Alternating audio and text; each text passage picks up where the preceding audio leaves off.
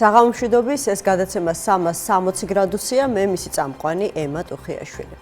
ინფორმაცია დადასტურდა. სუსის ხელმძღვანელი ამერიკის შეერთებულ შტატებში მართლაც იმყოფებოდა. ძალიან მოკლე ცნობა ამ ვიზიტის შესახებ დღეს თავად სახელმწიფო უსაფრთხოების სამსახურმა გაავრცელა. სადაც ნათქვამია მხოლოდ ის, რომ მამუკა მდინარაძე თავისი კოლეგების მიწვევით 7-დან 10 თებერვლის ჩათვლით სამუშაო ვიზიტით ამერიკის შეერთებულ შტატებში ნამდვილად იყო. თუმცა ამ ვიზიტის ამსახველი არც ფოტო, ვიდეო მასალა და არც იმ პირების ვინაობა გამჟღავნებულა, ვისაც მდინარაძე შეხვდა და როგორც სუსის განცხადებაშია ნათქვამი, უსაფრთხოების საკითხებზე ესაუბრა. ამაზე მეც სუსის ხელმძღვანელის ამერიკაში ვიზიტის შესახებ არც ქართულ ოცნებაში ამბობენ. ამ თემაზე უფრო მეც ოპოზიცია საუბრობს, პრინციპში სწორედ მათგან გახდა ცნობილი, რომ მდინარაძე ამერიკაში იმყოფებოდა, თუ შინაარსობრივ ნაწილშიც დავუჯერებთ, სუსის მოქმედი უფროსი ამერიკაში ურთიერთობის მართლა წამომწდა არაფერი ინფორმაცია ნამდვილად არ გამაჩნია, თუმცა საუბრობენ, რომ ის კი ამერიკაში წავიდა ქართული ოცნებიდან და ბიძინა ივანიშვილმა ყველა თანამდებობიდან გაათავისუფლა. მოკლედ, სუსის მოქმედი უფროსის, ასე ვთქვა, ვიზიტთან დაკავშირებით ოპოზიციას აქვს ვერსია, რომ ის ურთიერთობების დასალაგებლად და ივანიშვილისთვის სანქციების მოხსნის საკითხთან დაკავშირებით იყო ჩასული.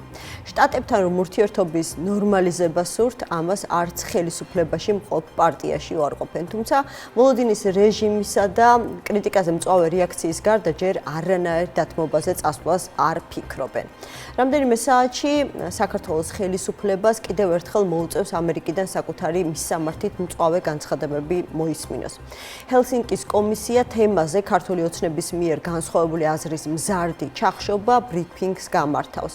განხილვის საგანი ის მოვლენები იქნება, რომელიც საქართველოში 2024 წლის ოქტომბრიდან განვითარდა. მათ შორის გამკაცრებული კანონმდებლობა ბევრი მიმართულებით. პოლიტიკოსებისა და პროტესტის მონაწილეების დაკავების მთელი სერია და ყველა ის გადაწყვეტილება, რომლითაც კომისიის აზრით ქართულმა ოცნებამ ქვეყანა დამოუკიდებლობის შემდეგ ადამიანის უფლებების დარღვევის თვალსაზრისით ყველაზე მძიმე კრიზისში გაუშვა. მოსმენას არც დაელოდა შალვა პაპუაშვილმა ჰელსინკის კომისიის აზრი უკვე გაუშვა ეპშტეინის კუნძულის მიმართულებით. ამასობაში კი ქართულ ოცნებას კიდევ ერთმა ცნობამ ევროკავშირისგან მოუსწრო. ქართული დიპლომატიური პასპორტებისთვის ვიზა ლიბერალიზაცია შეჩერებულია. გადაწყვეტილება ძალაში მარტიდან შევა. შემდეგი ნაბიჯი კი უფრო მკაცრი და უფრო მასშტაბური იქნება, რაც ვიზა ლიბერალიზაციის სრულ შეჩერებას გულისხმობს. გიორგი ბარამიძე, ერთიანი ნაციონალური მოძრაობის პოლიტიკური მდივანია ჩვენთან ერთად. მოგესალმებით ბატონო გიორგი, მადლობა გადაცემაში მონაწილეობისთვის. მოდი სწორედ ევროკომისიის და ევროკავშირის ქვეყნების დიდი უმრავლესობის გადაწყვეტილებით დავიწყოთ საუბარი, როგორც ცნობილი ხდება, ქართული დიპლომატიური პასპორტებისთვის ვიზა ლიბერალიზაცია შეჩერებულია, თუმცა ქართული ოცნება არ იმჩნევს, რომ ეს მათთვის დიდი დისკომფორტია, ისინი ამბობენ, რომ ისედაც უკვე დიდი ხანია ისინი ვიზას იღებდნენ იმისათვის, რომ ევროკავშირის ქვეყნებში გამგზავრებულიყვნენ, მაგრამ თქვენ როგორც ოპოზიციონერი პოლიტიკოს მინდა გკითხოთ, ანუ ფიქრობთ, რომ დადგა ის შედეგი, რომელსაც ევროკავშირისგან ოპოზიცია ქართული ოცნებასთან დაკავშირებით ითხოვდა, გულისხმობს სანქციებს. მოგესალმებით, მადლობა მოწვევისათვის, მოგესალმებით ჩვენს მაყურებელს. ეს ერთ-ერთი ნაბიჯია იმ გზაზე, საიდანაც თავისი თავი მიყავს ამ მოღალატეთა და კრიმინალთა რუსულ ბანდას, რუსი ოლიგარქის მეთაურობით. და ძალიან სამწუხაროა, რომ აი ახლა თქვენ მარტო შესავალში რაც თქვით, საქართველოს მოკლე ამბები. აი წარმოიდგინეთ რა ამბები თქვით, რომ იქ ევროკავშირმა საქართველოში ყოფ, უკანონოა თუ რაც არის, ხელისუფლების ბერკეტები, ვინც დიპლომატიურ პასპორტებზე გაუქმა ვიზები, ჰელსინკის კომისია ამერიკაში ბრიფინგი არასწორი სიტყვაა, მოსმენას აკეთებს. კი ბატონო. ის ჟურნალისტებთან ის კი არა აქვთ, ანუ ცუდი რამე კი არ არის ზოგადად ბრიფინგი, მაგრამ მთელი მოსმენა არის იქ, აი ეს მთელი კომისია. პირდაპირ თარგმანი იყო ბრიფინგი, ხო, მთელი კომისია, ჰელსინკის კომისია იკრიბება, მათ შორის ორივე პარტიის წარმომადგენლები და მათ წინაშე წარსდგებიან ექსპერტები, ვინც მუშაობენ ამ ჩვენს რეგიონზე და იციან რა ხდება და შესაბამისად საფუძვლიანი მსჯელობა გაიმართება რაზე, რომ საქართველოს როგორ დეგრადირებს ლუკაშენკოს და კადიროვის მსგავსი რეჟიმების მიმართულებით და როგორ ირღვევა ადამიანის უფლებები და მოკლედ იმაზე კი არ ვჯელობს რომ საქართველო-ამერიკის სტრატეგიული ურთიერთობა აღდგეს და მე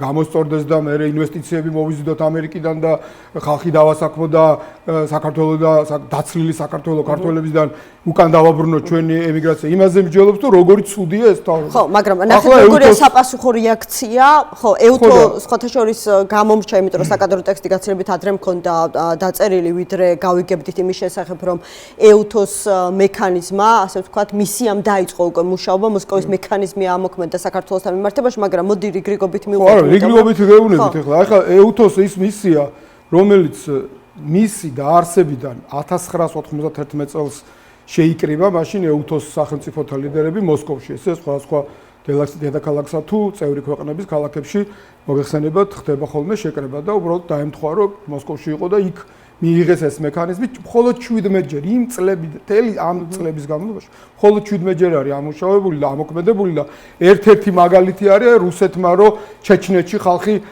ჩახოცა ასობით ათასი აი ლუკაშენკოს რეჟიმთან მიმართებაში ამოქმედა აი წარმოიდგინეთ რა კამპანიაში არის რა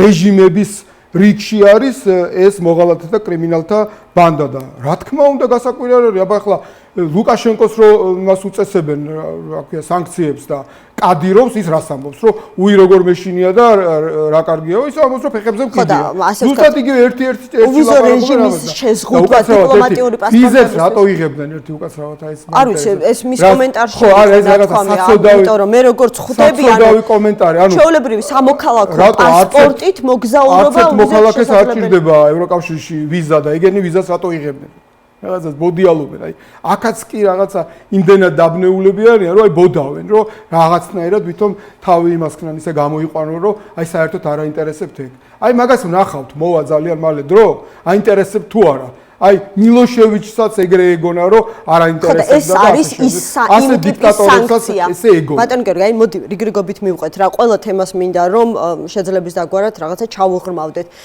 ევროკომისიის ევროკავშირის ქვეყნების ასე სლოვაკეთის და უნგრეთის გარდა ყველა ქვეყნის ერთხმად მიღებული გადაწყვეტილება ანუ სავიზო რეჟიმი გაუქმდეს დიპლომატიური პასპორტებით ეს ის არის რასაც ხო ხოლო რაც შეეხება ვიზო რეჟიმი გაუქმდეს უბრალოდ როგორც მოგიცხადეთ ეს არის ერთ-ერთი ნაბიჯი თქო რა გარკვევით ხო არა რას ელოდებით კიდევ იმიტომ რომ შემდეგი ნაბიჯი შეიძლება იყოს უფრო მძიმე და ამაში მოყვეს ამ ტალღაში მოყვეს საქართველოს სრულიად ყველა მოქალაქე მთელი მოსახლეობა ეს არ არის ჩვენი მიზანი მაგრამ ეს სამწუხაროდ შეიძლება უკვე ყველას გაგვიუქმონ უვიზო რეჟიმი ჩვეულებრივი პასპორტის მქონე ადამიანებს და ეს ამ მოღალატეების გამო მოხდება მაგრამ ამ ჩვენ ოპოზიცია ყოველთვის ერთიანი ნაციონალური მოძრაობა მიხეილ სააკაშვილის ლიდერობით თინა ბოკუჩავას აქტიურობა იცით ზურაჭი აბერაშვილი ჩვენი საგარეო გუნდი სხვები ვისთან როცა გვაქვს საშუალება შევხვდეთ ცოტა ხნის წინ აი წინა წელს პოლონეთის საგარეო საქმეთა მინისტრს შევხვდით მოლდოვას პრეზიდენტს შევხვდით საგარეო საქმეთა მინისტრს შევხვდით ელჩებს ხვდებით პარლამენტარებს ხვდებით ევროპის საბჭოში ევროპარლამენტში ყველგან ხო ვამბობთ რომ ჩვენ ზუსტად მივესალმებით იმას რომ ისინი ძალიან მკაფიოდ ხას ავლებენ აქეთ არის 99% ქართული საზოგადოებისა ნორმალური საქართველოს მოქალაქეები და იქით 1% ეს ნაძირალა მოღალატე ქოცები რომლების მიმართაც უნდა გატარდეს სანქციები ხალხის მიმართ კი არა მაგრამ სამწუხაროდ მექანიზმი ისე არის რომ ამათმა შეიძლება თუ ასე გააგრძელეს მივიდეთ იქამდეც რომ ხალხზეც გავცელდეს ეგ მაგრამ ჩვენ გავაგრძელებთ მუშაობას რომ ეს არ მოხდეს თუმცა მათთან მიმართებაში აი ხა ხალხი რომ ყავთ დაპატიმრებული საბოტაჟზე რომ თურმე იმიტომ რომ ამას ღიად ვამბობთ ყველანი რომ ამაზე მუშაობთ საქართველოშიც მუშაობთ, უცხოეთშიც მუშაობთ, ამერიკაშიც მუშაობთ, ევროკავშირშიც მუშაობთ, აბა ამ ნაძირლებს ახლა თოფს ჩვენ არ ვესვრით. პუტინს უნდა რომ საქართველოში ხალხი მდგომარეობიდან გამოიყვანოს და თოფი აიღოს ხელში და თინა ბოკუჩავა და ზურაბ ჭიაბერაშვილი ახსენეთ, შესაძლებელია იგივე წარმატებით მათ წინააღმდეგად ყოველ შემთხვევაში ამ ეტაპზე არ არის მათ წინააღმდეგ საქმე აღძრული. აგერ ვამბობ მეც მქონდა რატომ არ მოხდით პირველ ტალღაში როგორ ფიქრობთ? აბა მაგათ ტვინში რა დებს რა იხარჩება მე რა ვიცი. ამიტომ ჩვეულებრივად რამდენი ხანია ეს ყველასთვის ცნობილია, რასაც ვაკეთებთ. რაზეც მუშაობ ძალიან სერიოზულად, რომ ეს მოღალატეები დასანქცირდნენ. ანუ ჩვენ რა ბერკეტი გვაქვს პოლიტიკოსებს, გვაქვს სიტყვა, ჩვენი იარაღი არის ჩვენი სიტყვა და ზეწოლა როგორც ქართველი ხალხის მხრიდან შვიდობიანი კონსტიტუციით გათვალისწინებული, რასაც გვართმევენ და ტროტუარზე დგომაც არ შეიძლება და ბიზნესმა რომ თავისი აზრი გამოთქვას ბიზნესის განვითარებაზე ან ჯანდაცვაზე ან ნებისმიერ საკითხზე დაიჭერენ ხალხს ხო აი წარმოგიდგენთ პროფილურად თუ რა საკუთარი პოზიცია დააფიქსირეს ეს არ იქნება პრობლემა არ უნდა კონდეთ ასე ვთქვათ საჯარო პოლიტიკური აქტივობა რატო ვინ თქვა ეგა საქართველოს კონსტიტუციაში გავსი არაფერი არ ახლად ასე ვთქვათ შეტანილი ცვლილებები საკანონმდებლო ინიციატივა ამბობს რომ ფურცელზე დაწერილი ჯერ ყოველ შემთხვევაში ხო მაგას გეუბნებით ამას აპირებენ თქო და პირდაპირ საქართველოს კონსტიტუციას ასე ვთქვათ ფეხქვეშ თელავენ ხო და ქვეყნის გარეთ რომ ამათმა ოჯახის წევრებმაც და თელმა ამ ბანდამ ვინც ეგრეთ წოდებული პოლიტიკოსები არიან სინამდვილეში ივანიშვილის მონები და რამოდენიმე ასეულმა ბიზნესმენმა რომელმაც ჩაიგდო საქართველოს ეკონომიკა ხელში და ახლა კიდე დამატებით კანონები შემოაქვთ რომ სწორედ холод მათ ეკავოთ ხელში, თქვა, სადღაც ერთ ქალაქში თურმე ერთი ბაზარი უნდა იყოს და რაღაც ამდაგვარი რაღაცა, ხო? ერთ უბანში ერთი მაღაზია. ხო, ერთ უბანში ერთი მაღაზია. ხო, ანუ ცენტრალიზებული სადისტრიბუციო ქსელი. თუმცა მიზანი არის ძალიან, ასე ვთქვათ, რომ წარმოვიდგინოთ, საბოლოო მიზანი არის კეთილშობილური, რომ ისედაც სოციალურად შეჭიროებულ მოსახლეობას სამომხმარებლო ფასები გაუიაფონ. ხო და ზუსტად მასეთი დემაგოგიური მიზანი ქონდა ვითომ გაუიაფოს ვენესუელაში რომელიც უმდიდრესი ქვეყანაა ნავთობით და ნახეთ ვენესუელის სანამ დაიჭერდნენ მადუროს რა ხდებოდა ვენესუელაში აი ზუსტად მაგ მოდელია ზუსტად ეგ კომუნისტური მოდელია რომ ვითომ კარგი ასე ვთქვათ სურვილებით მაგრამ სინამდვილეში ერთი სურვილი რომ საქართველოს გადააქციონ ბანტუსტანად გადააქციონ ჩეჩნეთად უარეს მოსკოვსაც აღარ შევადარებ უკვე აი თურქმენეთზე უარესია. აი ამისკენ მიყავთ ქვეყანა. და რა თქმა უნდა ვიმუშავებთ იმისთვის რომ აი ამ ბანდას რაც შეიძლება მეტი დისკომფორტი ქონდეთ და აი ამ მილიარდებს, რასაც იპარავენ ქვეყნის ბიუჯეტიდან და ხალხის ჯიბიდან იღებენ და ქვეყნის ეკონომიკას სისხლს წოვენ, იძულებულები წავიდნენ ტამბოვში და იქ იშოპინგონ. მილანში კი ვეღარ გაფრინდნენ და პარიზში კი ვეღარ გაფრინდნენ და ნიუ-იორკში. იმიტომ რომ იქ მათ ფეხი აღარ დაედგომება და აქეთკენ მიყავთ საქმე. მაგრამ ეს არ იქნება ერთადერთი მათი სასჯელი. ძალიან მალე, უფრო მალე ვიდრე ივანიშვილის ბანდას და ამ მოღალატეს გონია.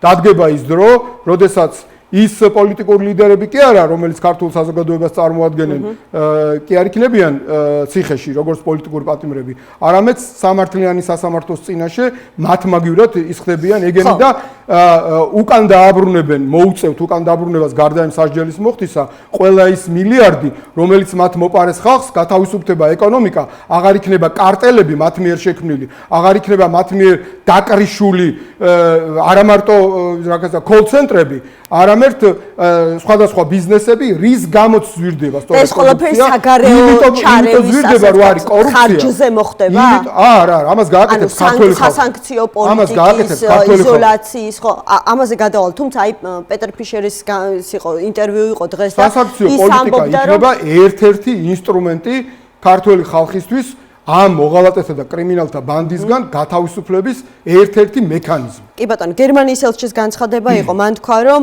რეალისტური წარმოდგენა და მოლოდინები უნდა გქონდეს ზოგადად სანქციებზე, იმიტომ რომ ვიღაცა არ მოგწონს, არ შეიძლება ამის გამო სანქციები დაუწესო და ჩამოთვალა ის სამართლებრივი ფაქტორები, რაც სანქციების დაწესების მიზეზი ხდება, საფუძველი ხდება, მათ შორის ადამიანის უფლებების ხელყოფა, მათ შორის საერთაშორისო სამართლის უგულებელყოფა და ასე შემდეგ. ანუ არსებობს საკმარისი მტკიცებულებები, რომ საქმე მივიდეს სწორედ აქამდე, ანუ საკმარისზე მეტი მტკიცებულებებია და სწორედ ახლა აი აქამდე მოვიდა საქმე, რომ უკვე დამატებით, მანამდე ხო იყვნენ სანქცირებულები ამ ბანდის ზოგიერთი წარმომადგენელი, მათ შორის ივანიშვილი.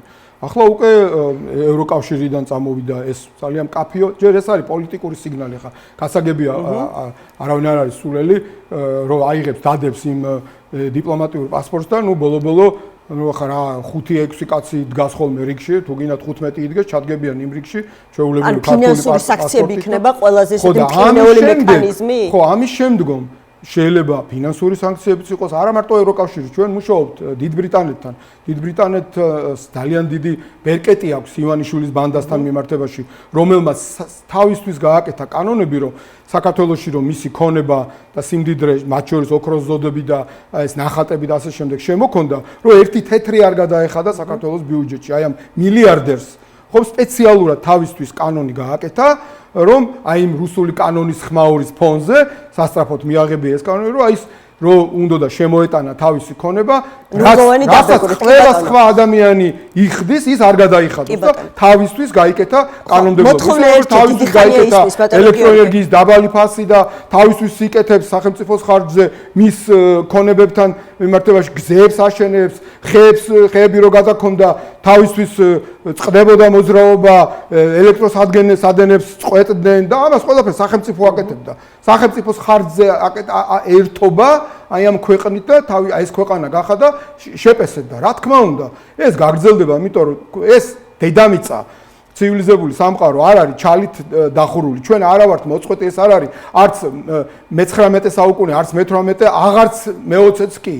ხა სულ სხვანაირი ინტეგრაცია არის მსოფლიოსი და ძალიან კარგად ხედავენ, მით უმეტეს ხელის გულზე ხედავენ საქართველოს, იმიტომ რომ საქართველო უკრაინასთან და მოლდოვასთან ერთად დამატებითი საფუძველი ჭირდებათ იმისათვის, რომ კონკრეტული სასანქციო მექანიზმები აამოქმედონ, ანუ რადგან ხართ ჩართული ამ პროცესში, ანუ რა აკლია დავუშვათ გადაწყვეტილების მისაღებად იგივე დიდ ბრიტანეთს, იმიტომ რომ მოთხოვნა დიდი ხანია, ეს პროცესი ნაბიჯ მიდის და თუ რამე აკლიათ რადგან უკვე დაიწყეს ეს პროცესი, ესე იგი მივიდნენ იმ აზრამდე, რომ ეს არ არის კარგი ხალხი და ამ ხალხს უნდა ვაჩვენოთ, პოლიტიკური სიგნალი გაუგზავნოთ, რომ ჩვენ ისინი მიგვაჩნია ცუდ ხალხად, ხო?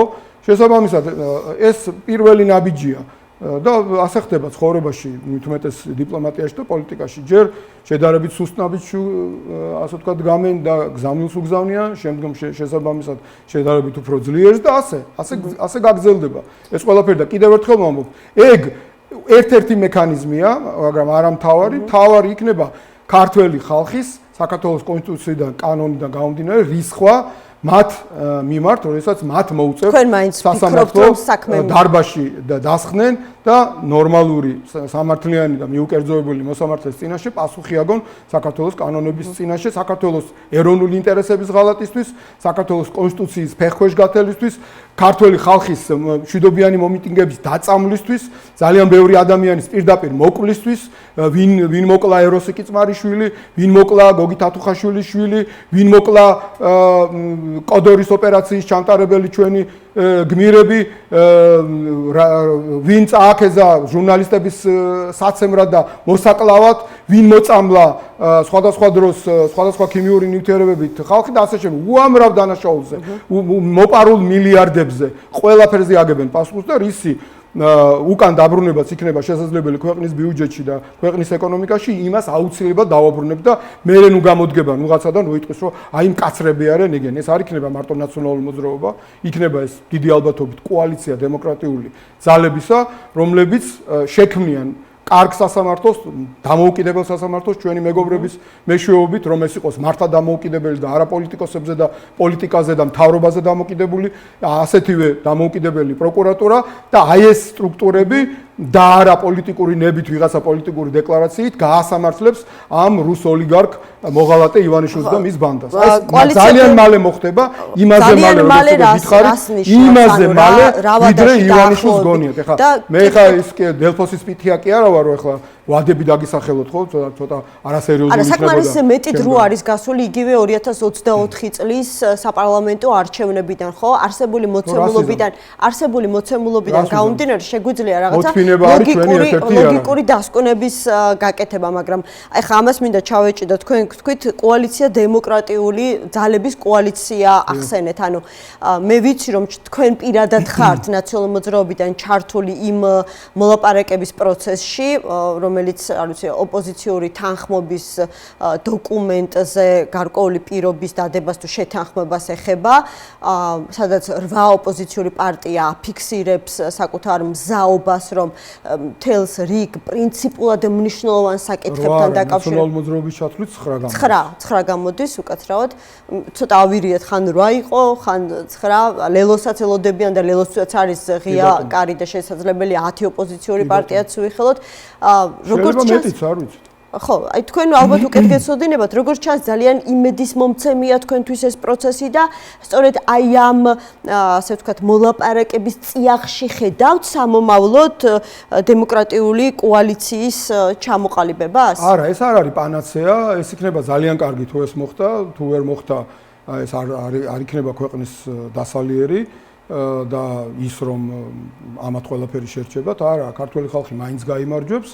მე არ მინდა მოვლენებს წინ გაუსწრო, დიახ, ნაციონალური მოძრაობა და პირადად მეც მართლაც თქვენ სწორი ინფორმაცია გაქვთ, ვარ ჩართული ამ პროცესში, გვინდა რომ გულწრფელი ერთიანობა შედგეს ძალიან განსხვავებულ პარტიებს შორის, ძალიან შეიძლება ითქვას სამწუხაროდ ერთმანეთთან ამ ვითარებაშიც კი დაპირისპირებულ პარტიებს შორის, ვისაც წარე სიტყვები გვაქვს ერთმანეთზე ნათქვამი, უკმეხათაც, ასე შემდეგ. ასევე აქ არის პირადი ამბიციები, პარტიული ამბიციები, რაღაცა სხვა ინტერესები, ხო? აი ჩვენ გვინდა რომ ეს ყველაფერი უკანა პლანზე გადაიწიოს და ვეცადოთ სანამ ეს მძიმე მდგომარეობა, უმძიმესი მდგომარეობა, როდესაც ქვეყანა ხელში აქვს ჩაგდებული რუსეთის მეხუთე კოლონას და აი ამ უდიდეს საფრთხეს აქვს ადგილი ჩვენი ხალხისთვის, ჩვენი ხალხის მომავლისთვის, საქართველოს კიდევ ერთხელ გავიმეორებ, ქართველებისგან იცლება და ეს არის სწორედ ამ მოღალატეთა ბანდის დამსახურება, ხო?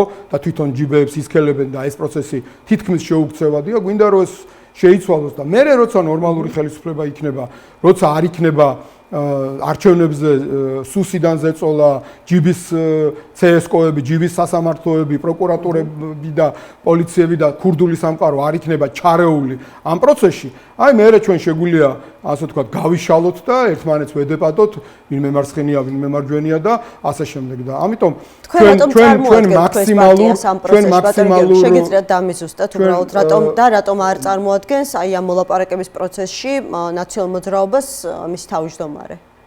ნუ ესე მთხოვა თავმჯდომარემ და ესე გადაწყვიტა რომ ალბათ მაქვს რაღაცა გამოცდილება და ჩათვალა რომ ამ და სხვა ფაქტორებიდან გამომდინარე ასე მიიჩნია საჭიროდ ხა მე ხوار დავიწყებ ჩემ თავზე ლაპარაკს ზედმეტ. ხო, რადგან აქ საჯაროდ ითქვა ჩემს ეთერში ესე ღიათ რომ თქვენ ხართ ნაციონალურ მოძრაობიდან. თქვენ თქვით და მე დაგეთანხმეთ. კი ბატონო, ხო, იმიტომ რომ თამარ ჩერგოლიიშვილმა თქვა და მეც მგონია რომ ტყუილს არ იტყო და მან ასევე დააყოლა რომ თქვენ წარმოადგენთ და აჟღერებთ აი ამ მოლაპარაკების პროცესში იმ პოზიციას, რომელიც მიხეილ სააკაშვილს გააჩნია.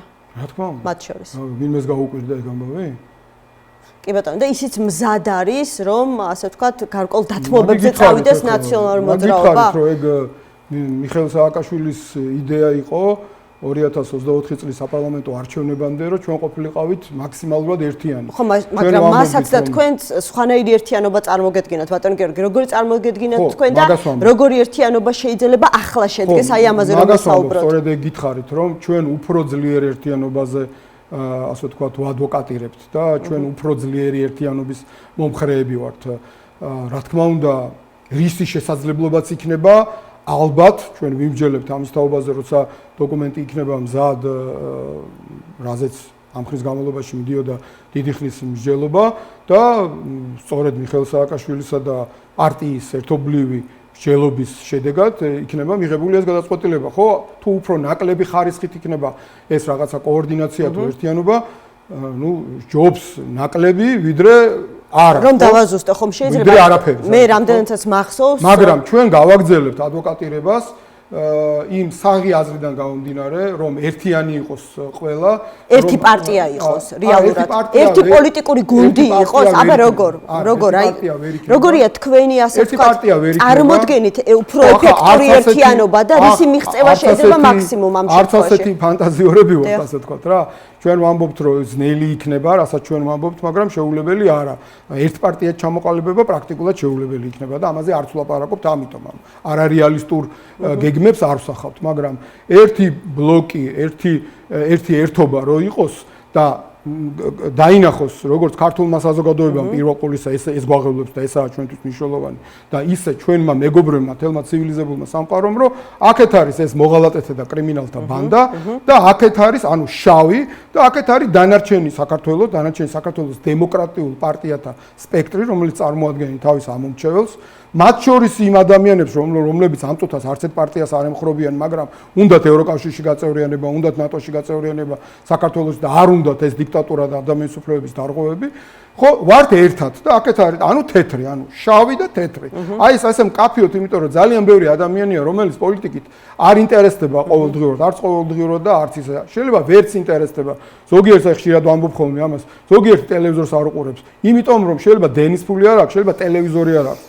შეიძლება ამის თავი არ აქვს, იმიტომ რომ შვილი ყავს გამოსაკვები და სახში რომ მოდის გახვითქული, გათანგული, დილით რო არის გასული დილის 6 საათზე, მოდის 10-11 საათზე, შვილს მოეფერება, რაღაცას აჭმევს და დაწובה და დაიძინებს. არც ასე არის ძალიან ბევრი. საქართველოს მოსახლეობის სხვადასხვა მიზეზის გამო სადღაც 30-დან 40%-მდე ამ პოლიტიკურ პროცესებში, ანუ ქვეყნის ბედის განსაზღვრის პროცესებში სამწუხაროდ არ არის ჩართული. ამიტომ ამ ადამიანებისთვის ჩვენ ახლა არ გვაქვს იმის ფუფუნება, რომ აი რაღაცა ნიუანსური განსხვავებები დავანახოთ.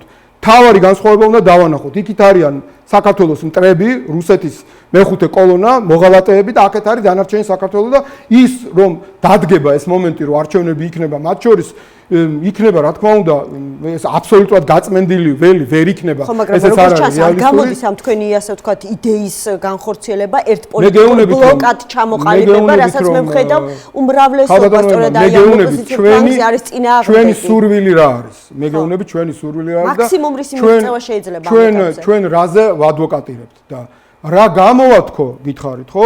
ეს არის მაქსიმუმი ხო? ჩვენ ამ შემთხვევაში ამ თვალსაზრისით მაქსიმალისტები ვართ, იმიტომ რომ ეს არის ძალიან საღი აზრიდან გამომდინარე. რაც არ უნდა გამოვიდეს დარჩებით ამ ერთობაში. მე მაინტერესებს რომ თქვენ თავს ხედავთ ან ნებისმიერი ფორმაციის ოპოზიციურ ერთობაში მაინც ხედავთ თქვენს თავს? საბატონო, მაგაზე პასუხი. დიახ.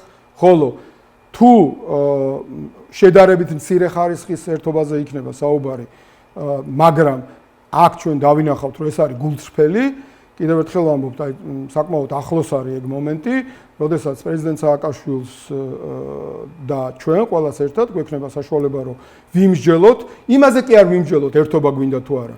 იმაზე ვიმსჯელოთ, რამდენად ობიექტურად და გულწრფელი არის ეს სურვილი რომ ვიყოთ ერთად, იმიტომ რომ რაღაცას თუნდაც მცირე ხარისხის ერთობას ხელი მოვაწოროთ და მე ვიღაცამ დაარღვიოს, ხო? ეს უკან უკუღმა დაუბრუნდება ანუ საბოლოო სიტყვა სააკაშვილზეა, როგორც მე ხა თქვენ მივხვდი, არა? რა ვიცი, 9-ჯერ ვახსენე მიხეილ სააკაშვილი და ნაციონალურ მოძრაობის გუნდი. ანუ გადაწყვეტილი თქვენ ძალიან გინდათ რომ მარტო ნახევარს რატო იგებთ ხოლმე? ნახევარს რატო იგებთ, ხალბატონო? როცა წინადადებას ვაპარაკობ. ასუსტე ბატონო. არა, ხო და რანაირად ასუსტე? ანუ მიხეილ სააკაშვილი 9-ჯერ გითხარით. მიხეილ სააკაშვილი და ჩვენი გუნდი ერთად გადავწყვეტ ხო? ხო ნახევარს ხო არ იგებთ არა? კი ბატონო. ხო და რა გაუგებარი აქ რა? ნუ გაღიზიანდებით იმის გამო რაღაცის დასუსტება. არა, მე კი არ გიზიანდები, უცნაურია, როცა ამას გეუნებით ხაზგასმით. უცნაური, როცა ინტერესები როგორია ამ გადაწყვეტილების მიღების პროცესში. რა არის უცნაური და ის არის უცნაური, როცა ძალიან მკაფიოდ გეუნებით და არა აქვს შესაძლებლობა. მიხეილ სააკაშვილი ბევრს კი უნდა რომ წარმოაჩინოს პოლიტიკურ პროცესებში. ხალბატონებმა, მიხეილ სააკაშვილი ძალიან ბევრს ახლომხედველ ადამიანს როგორც მინიმუმ კი უნდა რომ წარმოაჩინოს და მის პირად მტერს კი უნდა რომ წარმოაჩინოს რომ რაღაცა დიქტატორია და ავტორიტარია არ არის ასე. ჩვენს გუნდში, სწორედ იმ გუნდში, რომელიც მიხეილ სააკაშვილმა დაარსა და რომელსაც ის ლიდერობს, არის ძალიან სერიოზული ხშირად დებატები მათ შორის პრეზიდენტის პოზიციასთანაც და ხშირად რაღაცაზე ვთანხმდებით, ხშირად არა, ამის უამრავი მაგალითია მთელი ამ წლების განმავლობაში და ეხლა თუ გნებავთ დავიწყებ ამაზე საუბარს, მაგრამ არ გონია რომ ამდენი რო გქონდეს. ხო და ამიტომ როცა გეუბნებით რომ მიხეილ სააკაშვილი და ნაციონალურ მოძრაობის გუნდი თქო, ესე იგი ეს იმას ნიშნავს, ესე იგი მიხეილ სააკაშვილი მიიღებს გადაწყვეტილებას კი არ უნდა მითხრათ. უნდა მითხრათ როგორც გეუბნებით. მიხეილ სააკაშვილი და ნაციონალურ მოძრაობის გუნდი ერთად მივიღებთ გადაწყვეტილებას. რა თქმა უნდა, პრეზიდენტ სააკაშვილს რო დავეკითხები და პრეზიდენტ სააკაშვილის აზრი და მისი ავტორიტეტი ნაციონალურ მოძრაობაში რომ უმნიშვნელოვანესია და სხვა არაფერი ბატონო გიორგი მანამდე ორჯერ გითხარით. დავაზუსტოთ, კი ბატონო იყოს მესამე დარწმუნებული ვარ თქვენ არ დაიღლებთ თქვენს პარტიას და სააკაშვილს საუბრობთ. როცა რაღაცას ვამბობთ და ნახევარს ვიგებთ და ნახევარს არა თქო. კიდევ ერთხელ ვამბობ, ეგ ნარატივი, ვისაც აწყობს, ეგ არის ძალიან ახლომხედველი ადამიანები, რომ აი მიხეილ სააკაშვილი არის ავტორიტარი და თავის პარტიას, რასაც ეტყვის ესე. ალბათ ხშირად გესმით ეს ნარატივი. ხო და რომ მესმის, ამიტომ ვამბობ. პოლიტიკურ ცხრიანში შეგვიძლია უკვე რომ მესმის, ამიტომ ვამბობ, რომ ძალიან უგუნური ადამიანები არიან და კრემლის პროპაგანდის სასარგებლო იდიოტები არიან და იმედია რომ ეს ყველაფერი შეწყდება, ჩვენ თუ ყველამ ერთად ხელი მოვაწერეთ რაღაც დოკუმენტზე და ამგვარი აბსურდული ბრალდებები და ერთმანეთის თავდასხმა და დისკრედიტაციები შეწყდება. აქამდე ეს მიდის და ეს ძალიან ცუდია. ამას ვამბობ. ჩვენ ამაზე დროს არ უნდა ვხარჯავდეთ. აი ხლაც ახლა თქვენ რასაც მე მელაპარაკებთ, ეს გამოძახილია ამ ვიღაცეების ნალაპარაკებიდან და აი ამისთვის ჩვენ დროს არ უნდა კარგავდეთ. ეხლა ჩვენ ხალხს უნდა ველაპარაკებოდეთ, რატო არის მავნებლური ის ეგრეთ წოდებული ესა ანტირეფორმა განათლების, რატო არის მავნებლური ამ ვითომ ფასებზე ბრძოლა და ვამხელდეთ როგორც ვიცი არის ამათ კარტელურ გარიგებებს ურთიერთთავდასხმის შეწყვეტა და როგორც კი შეწყდება ეს ყველაფერი დამერწმუნეთ რომ შეკითხვებიც აღარ გაუჩნდება ჟურნალისტებს თქვენთან. მადლობა. ეს იქიდან წამოსული ამბავია, ასე რომ ბოლოს ვიტყვი რომ მე ძალიან დიდი იმედი მაქვს რომ მიუხედავად ამ ამბიციებისა, მიუხედავად ახლომხედველობისა, სიბეცისა, პოლიტიკური სიბეცისა, რაც ბევრს ახასიათებს, ყველას გვაქვს ჩვენი ნაკლი, არავინ არ ვამბობთ რომ ჩვენ იდეალურები ვარ და ყველაზე მაგრები ჩვენა ვარ და ასე არ ვსაუბრობთ. ყველას გვაქვს მინუსი, ერთმანეთს დავეხმარებით, გვერდში დაუდგებით, ვიქნებით ერთმანეთის სოლიდარულები და ერთმანეთის თავდასხმის ნაცვლად ვიქნებით დაკავებულები, რომ ჩვენი ენერგია, დრო და ძალისხმევა მივმართოთ საქართველოს მშვიდობიანად გასათავისუფლებად ამ მოღალატეთა და კრიმინალთა რუსული ბანდისგან. მადლობა გიორგი ბარამიძეს, ერთიანი ნაციონალური მოძრაობის პოლიტიკური მდივანი იყო ჩვენი გადაცემის სტუმარი. მოკლედ EUTHOS მოსკოვის მექანიზმის ექსპერტთა მისია საქართველოში დღეს იწყებს მუშაობას. ამის შესახებ ინფორმაციას თავად EUTHO ODIHR ავრცელებს. თინა ხიდაშელი თავდაცვის ყოფილი მინისტრი ორგანიზაცია სამოქალაქო იდეის დამფუძნებელი გვიერთდება.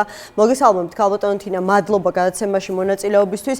აი პირველ რიგში რომ კიდევ ერთხელ მარტოდ რა მოლოდინები შეიძლება გქონდეს საქართველოს მოსახლეობას EUTHOS ექსპერტების მუშაობასთან დაკავშირებით და როგორ წარმოგიდგენიათ პროცესი, ალბათ გაიმართება შეხვედრები მათ შორის ოპოზიციის წარმომადგენლებთან, საზოგადოების წრეებთან, აქციის მონაწილეებთან, ჟურნალისტებთან, ვინც ძალადობის მსხვერპლი გახდა და შესაძლებელია თუ იქნება ამის საშუალება ინფორმაციის მოძიება პოლიტიკური ნიშნით დაკავებულ ადამიანებთან დაკავშირებითაც. კი, მოგესალმებით თქვენს მაყურებელს. ძალიან მნიშვნელოვანი მისია არის. მე მესმის რომ ქართული ოცნების წარმომადგენლები ცდილობენ ახლა რაც შეიძლება დაბალ რეესტრში წარმოადგინონ ის ფუნქცია და უფლებამოსილებები, რომელიც EUTHOS ამ კონკრეტულ ფაქტების დამდგენ მისიას აქვს, მაგრამ რეალურად ძალიან რომ არ გავართულოთ ეს ესეთი სამართლებრივად ცოტა ჩახლართული ამბავია, შეიძლება ბევრი ადამიანისთვის რთულად აღსაქმელი იყოს, მაგრამ ძალიან მარტივად რომ ავხსნათ, ამ მისიას აქვს ორი ამოცანა. პირველი მოიძიოს მტყუარი ფაქტები და მტკიცებულებები იმ პროცესების შესახებ, რომელიც ქვეყანაში განსაკუთრებით გასული წლის შემოდგომიდან მოყოლებული მიმდინარეობდა ნოემბერ-დეკემბრის სასტიკი დარბევების თაობაზე, იმ კანონების მიერ მიყენებულ ზარალზე და ზიანზე საქართველოს მოქალაქეებისთვის, რითიც რუსთაველის 8 ნომერში შეკრებილი ადამიანები პარლამენტს რომ ეძახიან თავის თავს არიან დაკავებული. მე ვფიქრობ, ვარაუდობ, რომ იმ ფონზე, როდესაც ზუსტად ეხლა მიმდინარეობს ახალი ცვლილებების პაკეტის განხილვა, ესეც იქნება მისი ინტერესის საგანი. ვინაიდან რეალურად იგი ამძიმებს ქვეყანაში ადამიანის უფლებების მდგომარეობას როგორც მედიისთვის, ასევე საზოგადოებრივი ორგანიზაციებისთვის. ეს არის პირველი ნაწილი, ანუ მოკვლევა, მოძიება, დოკუმენტირება, უტყუარი ფაქტების, ადამიანის უფლებების რეალურად არსებულ მდგომარეობასთან დაკავშირებით და მეორე უკვე არის დოკუმენტი, რომელიც უნდა შეიქმნას, რომელიც იქნება ერთგვარი რეკომენდაციების აღწერის გარდა იქნება რეკომენდაციების ნაკრები იმ პოლიტიკის გადაწყვეტილებების შესახებ, რომელიც უნდა მიიღოს EUTHO. ეხლა თავარი ამბავი ჩვენ ბევრი ესეთი დოკუმენტი გვინახავს და ოფიციალური თბილისი ძალიან ხშირად ამბობს ხოლმე რომ მას არ აინტერესებს ეს დოკუმენტები, არ აინტერესებს ეს დასკვნები რომ ეს არის რაღაცა ახირება სხვადასხვა პოლიტიკური ძალების გლობალური ომის პარტია და ასე შემდეგ, მაგრამ ასეთი ტიპის დოკუმენტების სიმრავლე საბოლოო ჯამში სამწუხაროდ მიდის იქამდე, რაც მაგალითად გუშინ ვნახეთ სამხრეთ კავკასიაში. ანუ მიდის იქამდე, რომ ქვეყნის რეპუტაციას ადგება სერიოზული ზიანი და შემდეგ უკვე დიდი გეოპოლიტიკური გადაწყვეტილებების მიღების დროს საქართველოს რჩება თამაშგარე მდგომარეობაში. ჩემი საფიქრალი, საზრუნავი, საწუხარი, სადარდებელი ეს არის ზუსტად და არა ის ქართულ ოცნებას რა დაემართება, ვის როდის დაასანქცირებენ, ან რომელი კონკრეტული ჩინოვნიკის რა პრობლემები შეექმნება რომელიმე ქვეყანაში საზღვარზე გავლის დროს. თავარი პრობლემა, რომელსაც ქართული ოცნება უქმნის ჩვენ სახელმწიფოებრიობას, არის გრძელვადიანი პერსპექტივის, გრძელვადიანი განვითარების შესაძლებლობის წარქმევა. და EUTOS ეს მექანიზმი, რომელიც ახლა ამუშავდა, სამწუხაროდ, ვინაიდან ის კარგს ვერაფერს ვერ დაადგენს, გამომდინარე იმ რეალობიდან, რომელიც ქვეყანაშია, სამწუხაროდ იქნება კიდევ ერთი აგური აი ამ დამძიმებულ ვითარებაში,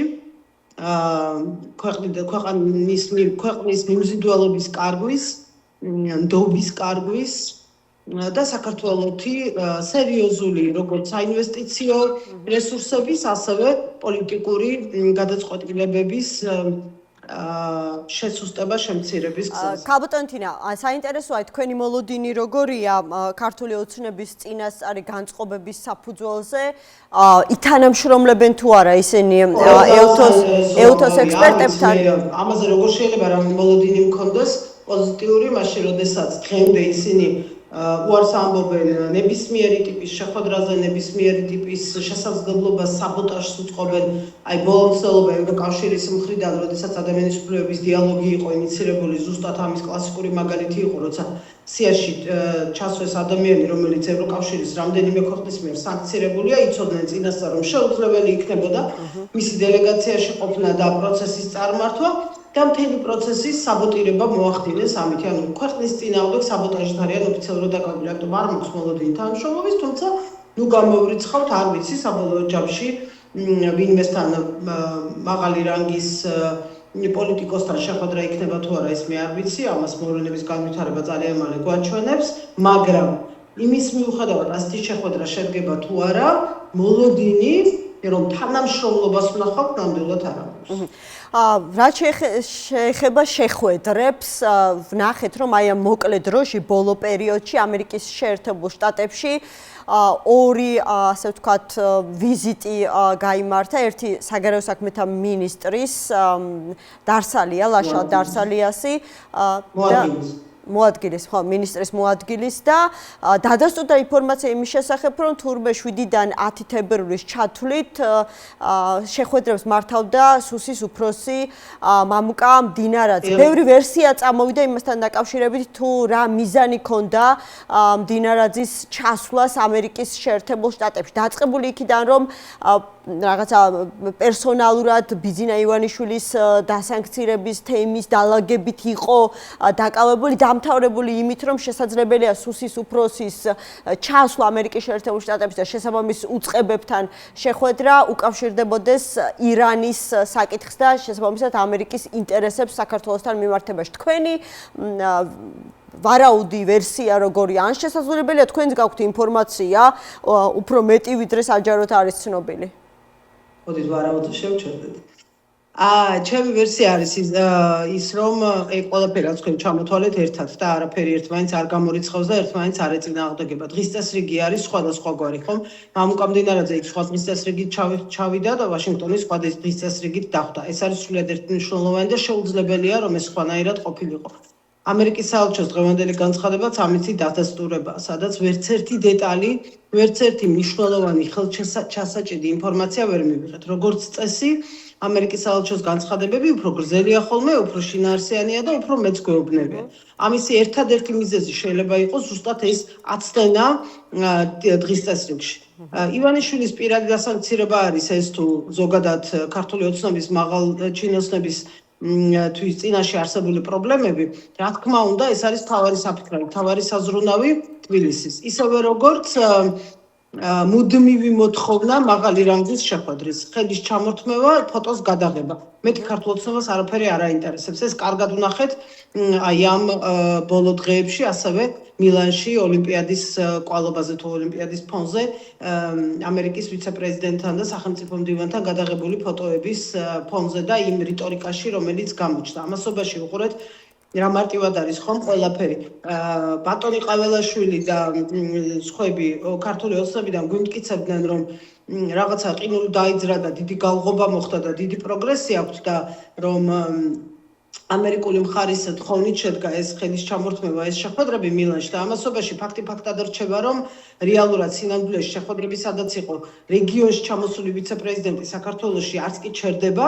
ჩვენ ბევრნაირი ამბავი გვინახავს, მათ შორის ის, რომ თვითმფრინავის ტექნიკური გაჩერების გამო თბილისში გაჩერებული მაღალი რანგის დელეგაციები და მნიშვნელოვანი შეხვედრები ასევე გვინახავს თუ თბილისში ვერ ჩამოდიოდნენ რეგიონში თუ კი სადმე იყო ვიზიტი, იქ ჩასული საქართველოს დელეგაციების შეხვედრები. არაფერი მსგავსი არ მომხდარა, რა თქმა უნდა, არაფერი იმასთან საერთო არ ქონდა მილანში გადაღებულ ფოტოს, რაც ყაველაშვილმა მოგვიყვა. სინამდვილეში ეს იყო ძალიან ჩვეულებრივი ამბავი, რომელიც ყველა ადამიანმა იცის, ვისაც მაღალ თანამდებობაზე ერთხელ მაინც უმუშავია. ერთი დღე მაინც უმუშავია და შესაძლებლობა ქონია, რომ მაღალი რანგის ფორუმზე ეგრეთ წოდებულ მაგალითად Head of State's Lounge-ში ყოფილიყო. სადაც ვისთანაც გინდა იმასთან გადაიღებ ფოტოს, ყველა არის ხელმისაწვდომ რაღაც ხელის გაწვენის დისტანციაზე. ამიტომ ეს ძალიან ღრმად არასერიოზულია, რაც მოვისმინეთ. თავარი არის ის, რაც მოხდა ბაქოში და ერევანში და სამწუხაროდ არ მოხდა თბილისში. ამიტომ ისევ რომ დაუბრუნდეთ დინარაძის თემას, რა თქმა უნდა, ამერიკის შეერთებულ შტატებს აქვს განცხადებული, ღიად განცხადებული ინტერესები, რომელიც ჩვენს რეგიონთან არის დაკავშირებული, რომელიც საქართველოსაც შეეხება და ეს არ არის მხოლოდ ირანი, რა თქმა უნდა, ეს არის ირანის ისლამურ რესპუბლიკასთან არსებული თემები და პრობლემები, რომლისთვისაც რეგიონში მნიშვნელოვანია სანდო პარტნიორობის არსებობა. ისევე როგორც ჩინეთის სახალხო რესპუბლიკასთან დაკავშირებული თემები. მნიშვნელოვანია პორტების საკითხი და ზუსტად იმ დროს, როდესაც ბატონი დინარაძე ვაშინგტონში იმყოფებოდა, ყულების პორტის დასანქცირების შესახებ გავიგეთ ინფორმაცია. ხო, ანუ ფაქტურად დროში ეს გადაწყვეტილება დაემთხვა მისი ვაშინგტონში ყოფნის პერიოდს. ამიტომ რაიმე აზრიან, შედეგიან ქვეყნისთვის სასარგებლო. ხასუსო, ქვეყნისთვის სასარგებლოზე საუბარი არის სამწუხაროდ არასერიოზული და არაფერი ასეთი არ მომხდარა. ამის შესახებ აუცილებლად გვეცოდინებოდა რეალურად. ჩავიდა, ჩამოვიდა, არაფერი არ იქნა შედეგი ქვეყნისთვის არ მომდგარა. ცალსახად და გადაჭრით შეგიძლიათ? კი ბატონო, თქვენ ამ ვიზიტის შედეგების საფუძველზე შეგიძლიათ თქვათ, რომ ეს ვერავითარ შემთხვევაში ვერ გახდება რაღაცა პოლიტიკური დიალოგის დაწყების წინაპირობა ამერიკასა და სამწუხაროდ ეს სამწუხაროდ იმ ადამიანებს, რომელსაც ობსესია აქვთ იმაზე, რომ არიქა ეხლა არავის არ უნდა დაელაპარაკოს. ქვეყანა შედის ჩიხში უმძიმეს მდგომარეობაში და ვინმეს თუ იმის მოლოდინი აქვს, რომ იმ ფონზე, როდესაც ქვეყანაში ვერაფრით ვერ მოხერხდა, რომ ანგარიშგასაწევი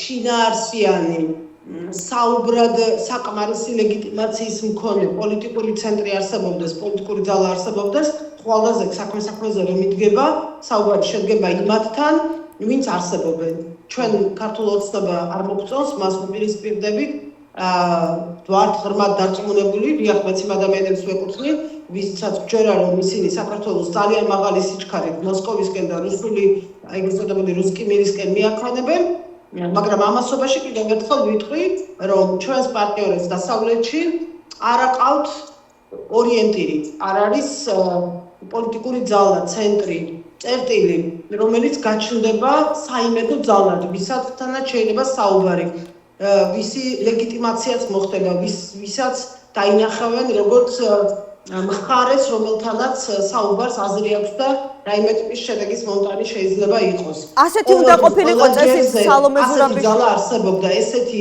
მეორე რანგის, ეგრეთ წოდებული მეორე რანგის დიპლომატია არსებობდა. დღეს ეს აღარ არსებობს.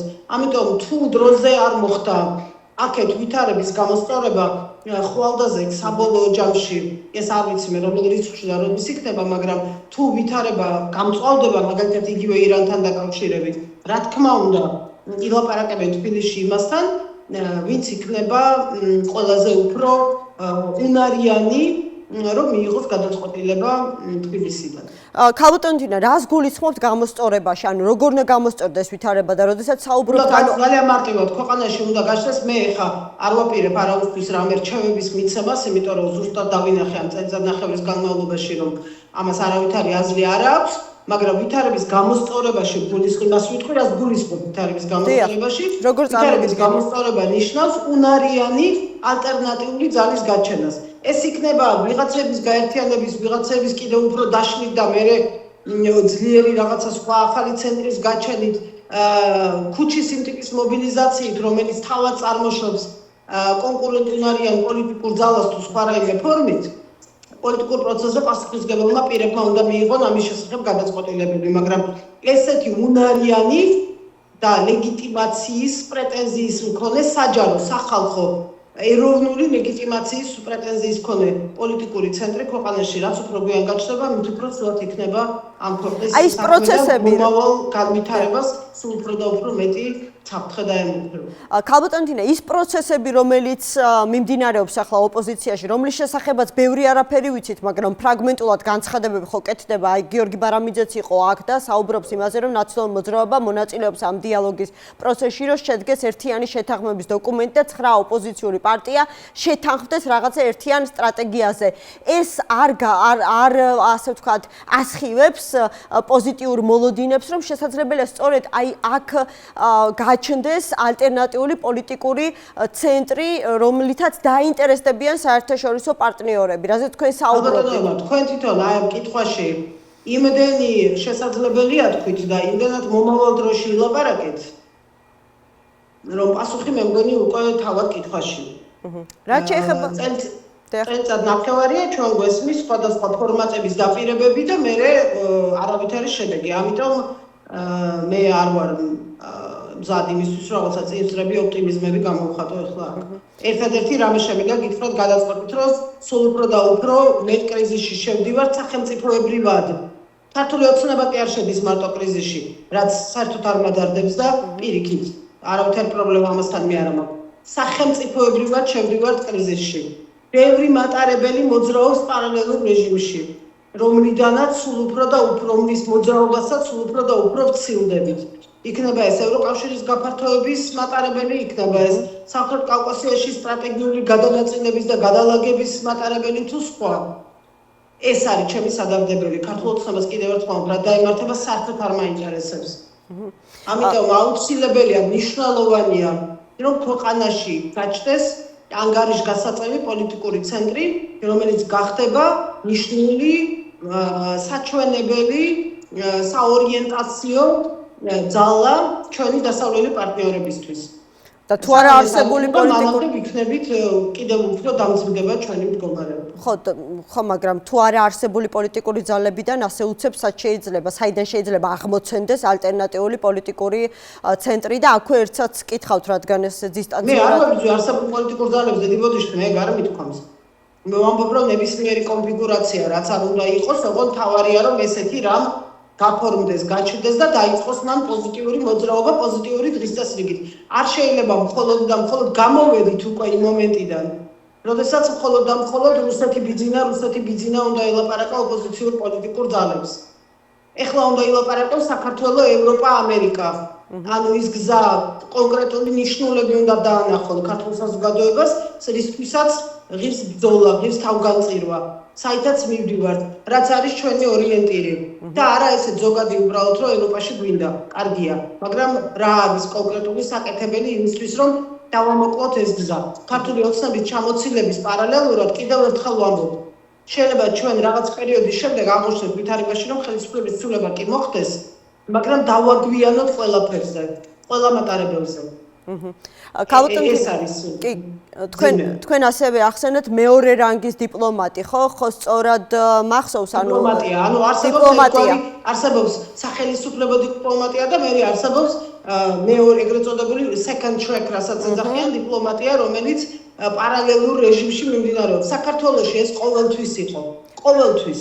გვარდების რევოლუციის წინ, რა თქმა უნდა, იყო 2007-8 წლებში იყო, 2011-12 წლებში რა თქმა უნდა იყო და დღეს არ არის. და სალომე ზურაბიშვილი წარმოედგინათ სწორედ ასეთ ფიგურად, ვისთანაც შეიძლებოდა ესაუბრა ჩვენ საერთაშორისო პარტნიორებს, ანუ მან ამოწურა ეს რესურსი? მოგისმენიათ სალომე ზურაბიშვილისგან პოლიტიკური განაცხადი, რომ ის აპირებს პოლიტიკური პარტიის შექმნას, არჩევნებში მონაწილეობას, ქართული ოცნების პოლიტიკური პარტიულად დამარცხებას და თავად ხელისუფლებაში მოსვლას მე არ მომისმენია.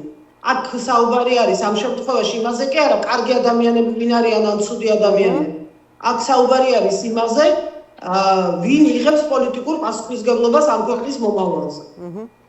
კი ბატონო, და ერთობასთან დაკავშირებით კიდევ მინდა გკითხოთ, აი თქვენი ასე ვთქვათ პოლიტიკური გამოცდილებიდან გამომდინარე, რამდენად შეიძლება გაამართლოს უფრო ხანგრძლივ პერსპექტივაში აი ამ ტიპის და ამ საფუძველზე შექმნილმა ოპოზიციურმა ერთობამ. რას ახლა ვადევნებთ თვალს, 8-იანი, 9-იანი, 10-იანი, ცოტა ავირიეთ ჩვენც. გაამართლებს რეალურად?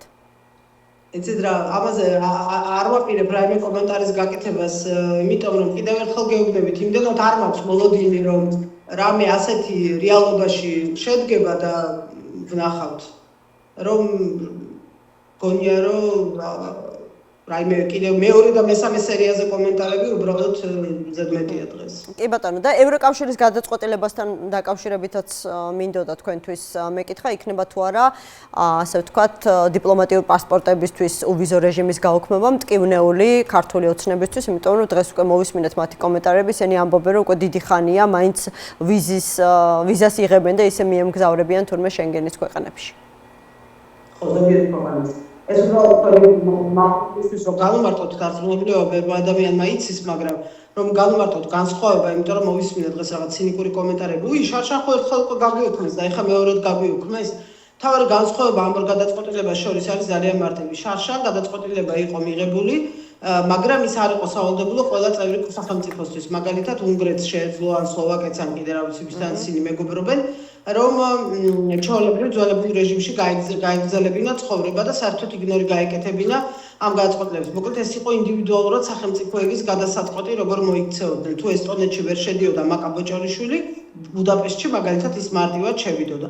რაც მას რა თქმა უნდა მე გზას უხსნიდათ უკვე შიგნით, ვინაიდან მოგვეხსენება ყველას, რომ ევროკავშირში დასაზღვრები არ არის. დღეს განსხვავება პირველი გადაწყვეტილებისგან არის ის, რომ ევროკავშირმა მოგეხსენებათ, რომ მიიღო ახალი მექანიზმი, სადაც გადაწყვეტილება უმრავლესობით მიიღება, ანუ ვეტოს უფლება უკვე აღარ აქვს სახელმწიფოებს და ზუსტად ამ გადაწყვეტილების ფარგლებში იყო დღეს ეს მივიღეთ დღეს ცნობა ბრიუსელიდან, რაც იმას ნიშნავს, რომ ეს არის სავალდებულო ყველა სახელმწიფოსთვის შესასრულებლად. ანუ უკვე აი ეს რაღაც манипуляция, რომ ბუდაპეშტში ჩავფრინდები ვიზი არის პირობითად ვამბობ, მაგრამ და მე იქიდან სადაც მინდა იქ წავალ, უკვე აღარ არის შესაძლებელი, იმიტომ რომ 1 მარტიდან, როდესაც ძალაში შევა ეს გადაწყვეტილება, ის უკვე სავალდებულო ხდება ევროკავშირის ყველა სახელმწიფოსთვის.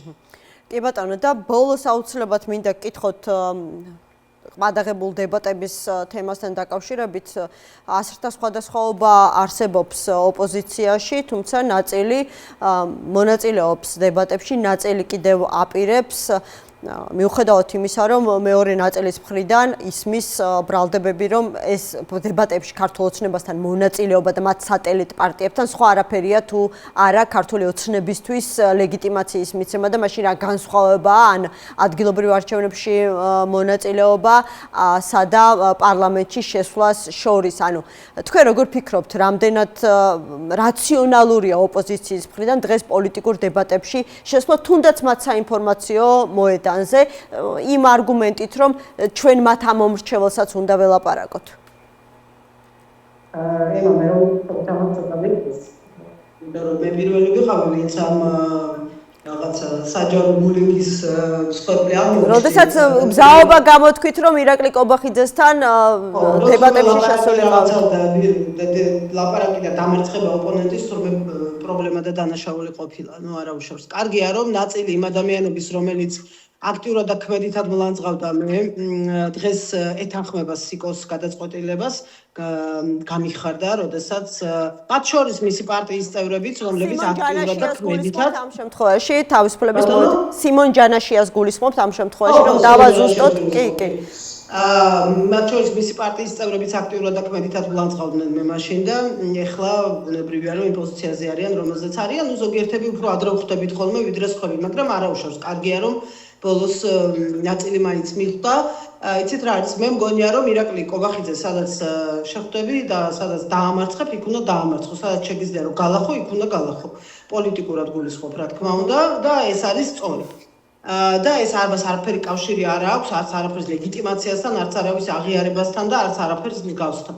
იმიტომ რომ ადამიანები, პოლიტიკოსები, არაპოლიტიკოსები, საზოგადოების წევრები ერთმანეთთან დებატობენ სხვადასხვა ფორმატში და მას რაღაცა ბატონო პრემიერო არავინ არ აპირებს რომ ეძახოს, ხომ? მოქალაქე ირაკლი კობახიძეს კიდევ ერთხელ გავიმეორებ, სადაც საშუალება გექნება აუცილებლად პირში უნდა უთხრა სათქმელი და უნდა გახადო იძულებული, რომ ცოტა მინიმუმ უხერხულ მდგომარეობაში მაინც აღმოჩნდეს თუ ხარ კვალიფიციური, მომზადებული და გაქვსუნარი, რომ იმ ველზე იყო მზად, სათანადოდ მზად, უბრალოდ ჩვეულებრივ ფსიქოპათთან სალაპარაკო. თუ ამისთვის გაქვს ამისი ნერვები და ამისთვის გაქვს პროფესიონალიზმი და მზადყოფნა, მე მგონია რომ ეს არის სწორი გადაწყვეტილება. ამიტომ მე ამაში ვერაფერ პრობლემას ვერ ვხედავ და კიდევ ერთხელ ხაზგასმის ვამბობ, რომ სრული სისულელედ მიმაჩნია, სრულ სისულელედ საუბარი იმაზე, რომ ეს არის რაღაცის ლეგიტიმაცია და ვიღაცის აღიარება. უბრალოდ აქ ეხლა სხვა რამეზე მინდა ერთი წიადება ვთქვა კიდევ თუ გაქვს დრო, რომ პრობლემა მდგომარეობს იმაში, რომ თავიდანვე როგორც კი ეს პროცესი დაანონსეს, ჩემი აზრით, აი იქ სადაც ერთობა უნდა შემდგარიყო და ყველას ერთად უნდა გაეკეთებინა განცხადება. იქნებოდა შემდეგი, რომ მზად არიან დებატებისთვის, ოღონდ ყველა მინდორზე უნდა შედგეს ეს დებატები და ეს უნდა ყოფილიყო პირობა.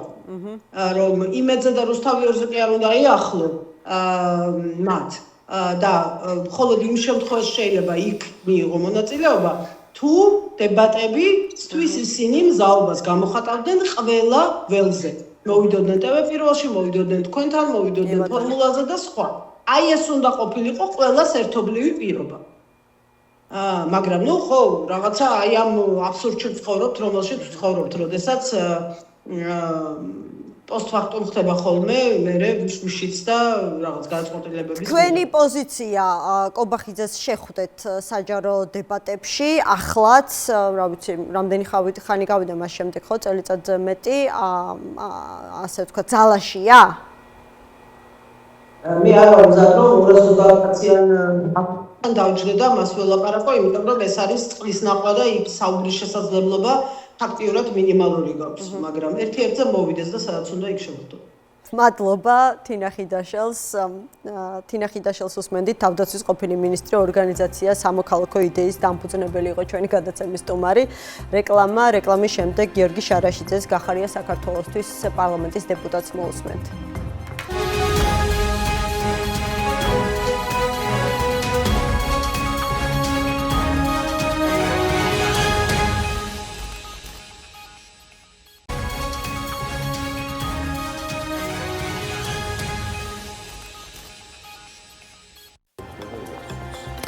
მაშასე გადაცემა 360 გრადუსი დაბრუნდა ეთერში. დღეს მოგეხსენებათ საქართველოს პარლამენტში ფასების შემსწავლელმა დროებითმა კომისიამ დაიწყო მუშაობა.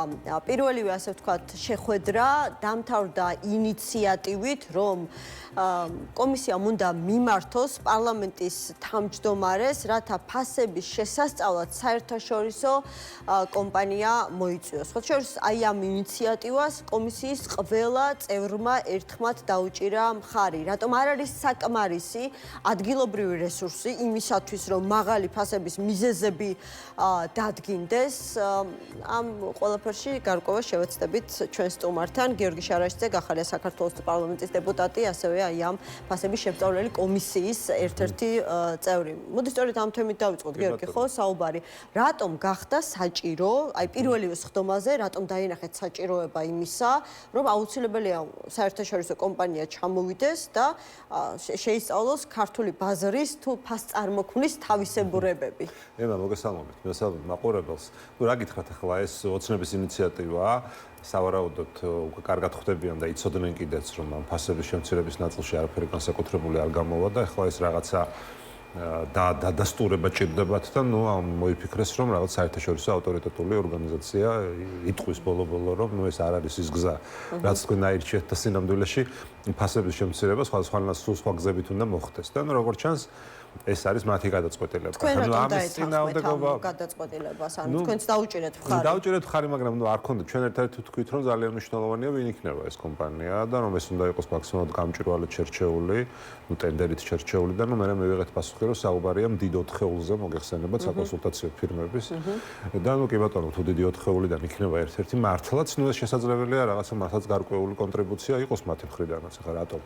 ასე რთულად არის საქმე, ფასების ასე როგორც არის. წარმოქმნის საკითხში, იმიტომ რომ სამთავრობო კომისიამ იმუშავა, ჯერ კიდევ არ ვიცით სუსმა რა დაადგინა და რა გამოავლინა, როდესაც კომპანიებში შევიდა და იქიდან ფინანსური დოკუმენტაცია გამოითხოვა, საგადასახადო სამსახურის თუ შემოსავლების სამსახურის შესაბამისი სამსახურიც შევიდა, ახლა კიდევ თქვენ საპარლამენტო კომისია და აღმოჩნდა რომ კიდევ დამატებით საერთაშორისო ექსპერტები არიან ჩამოსული იმისათვის რომ დაადგინონ რატომ ღირს მაგალითად რა ვიცი კვერცხი 7 ლარი ნახდა თუ 70 თეთრი ნაცვლად 50 თეთრისა პირობითად ვარ. ამიტომაც აი დღეს მე სწორედ ამით დავიწყე მართალია მე აღარ მომეცა საშუალება რაღაცა განმეორცო ეს ნაწილი, იმიტომ რომ პოლიტიკურ განცხადებად შეფასდა და არ არის კომისიაზე ამის ადგილიო და იქ თქვი პირველ რიგში მადლობა გადავუხადე მეწარმეებს მართლაც, იმიტომ რომ ეს ის ხალხია, ვინც პროდუქციას ქმნის, ხალხს ასაქმებს, ვინც ავსებს ჩვენ ქვეყნის ბიუჯეტს და ამისთვის მადლობა გადავუხადე მათ საჯაროდ, მაგრამ იქვე ვთქვი რომ მათ მიმართ კი არ გვაქვს ჩვენ პრეტენზიები, ჩვენ პრეტენზია თუ ვინმეს მისამართი შეიძლება გქონდეს, ეს არის მთავრობა.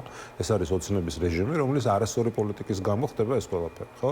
და ეხლა დღეს მაგალითად აი ძირითადად რაც კიდევ ერთხელ არც ეს არ იყო რაღაც განსაკუთრებული აღმოჩენა, მაგრამ ამ წარმოებლები იყვნენ მოწვეული დღეს ამ კომისიის ხდომაზე, ემა და აი ჩვენ რო გგონია რომ კიდე არსებობს აი მცირე წილი ბაზარზე ქართული წარმოების და მაგალითად რო გგონია რომ ქართულ კვერცხს ვყიდულობთ ან მაგალითად ქართულ რძის პროდუქტებს ჩვენ არ გონია სხვათა შორის ეკონომიკის თემაზე მუშაობთ ჟურნალისტებს არ გონია და ამას სულ ვაშუქებთ მაგრამ სინამდვილეში ეს ქართული კი არ არის ეს სინამდვილეში არის თავიდან ბოლომდე იმპორტული ანუ ის რაც ქართული გგონია ისიც იმპორტულია იმიტომ რომ ნედლეული ანუ რაც ძირითადად 90% და ხშირ შემთხვევაში 100%-იც კი არის იმპორტირებული კი ბატონო და შესაბამისად ახლა როდესაც საუბრობთ რაღაც მაღალ ფასებზე და არავინ არ ინტერესდება მაგალითად ვინ დგას აი მაგალითად ხორბლის ბიზნესის უკან იმიტომ რომ გნებავთ მთელი აი ამ ინდუსტრიისთვის რაც არის აი ეს ქათმის ასე ვთქვათ გნებავთ ხორცის წარმოება გნებავთ კვერცხის წარმოება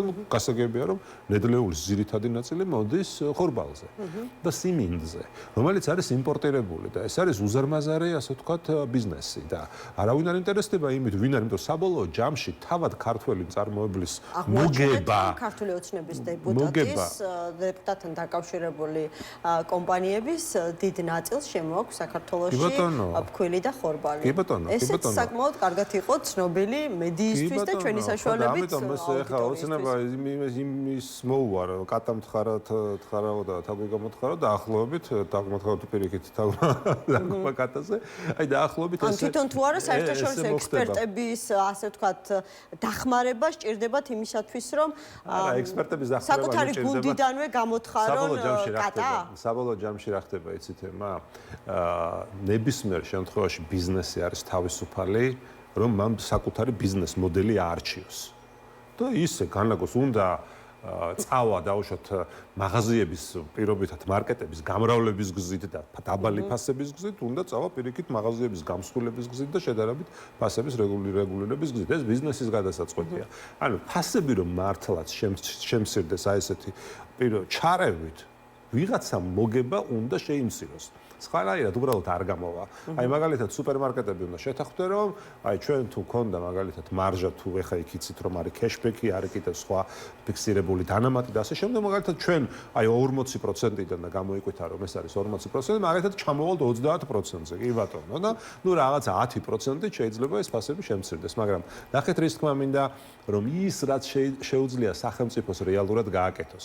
ყველას მისცეს თანაბარი თამაშის პირობები ბაზარზე. ანუ ხელოვნურად არავის არ ჭირდება მოგების მარჟის შემცირება. როდესაც მე მაქვს შესაძლებლობა რომ მივიღო 200, 300 და 500%-იანი მოგება და ამაში ხელს კონკურენტი ვერ მიშლის, ეს ბიზნესის ბუნებაა. მივიღებ ამ მაქსიმალურ მოგებას, რის საშუალებასაც მაძლევს და არც სოციალური პასუხისმგებლობა არ შემაწუხებს, რომელიც ტრაფარეტულ სიტყვათ არის მხოლოდ ბიზნესში. სოციალური პასუხისმგებლობაზე კიდე გეტყვით თემა, ძალიან კარგად აღნიშნეთ. სოციალური პასუხისმგებლობა მაშინ მესმის, როდესაც ეს სოციალური პასუხისმგებლობა შენ გაქვს თავად. ეხა სხვისი მითითებით წარმოქმნილი სოციალური პასუხისმგებლობა არ გამიგია, ხო? და სოციალური პასუხისმგებლობა სხვადასხვა მიმართულებით აქტივობას ნიშნავს და არა მოგების მიზანმიმართულად და ძალით შემცირებას. ხო, მაგრამ ერთი ხელით, როდესაც შენ მაგალითად არ ვიცი, სოციალურად გაჭირვებულ 10 ოჯახს ერთჯერადად საღდგომო, ასე ვთქვათ, ნობათი მიუტანე და მეორე ხელით 3,700,000 მომხმარებლის ჯიბიდან ზემოგებას იღებ, ეს არ არის სოციალური, ეს არანაირი სოციალური პასუხისმგებლობა არ არის, სოციალური უპასუხისმგებლობა. ანუ როგორ წარმოგიდგენიათ, აი რეალურად ბაზრის გაჯანსაღება და ყველასთვის თანაბარი პირობების შექმნა.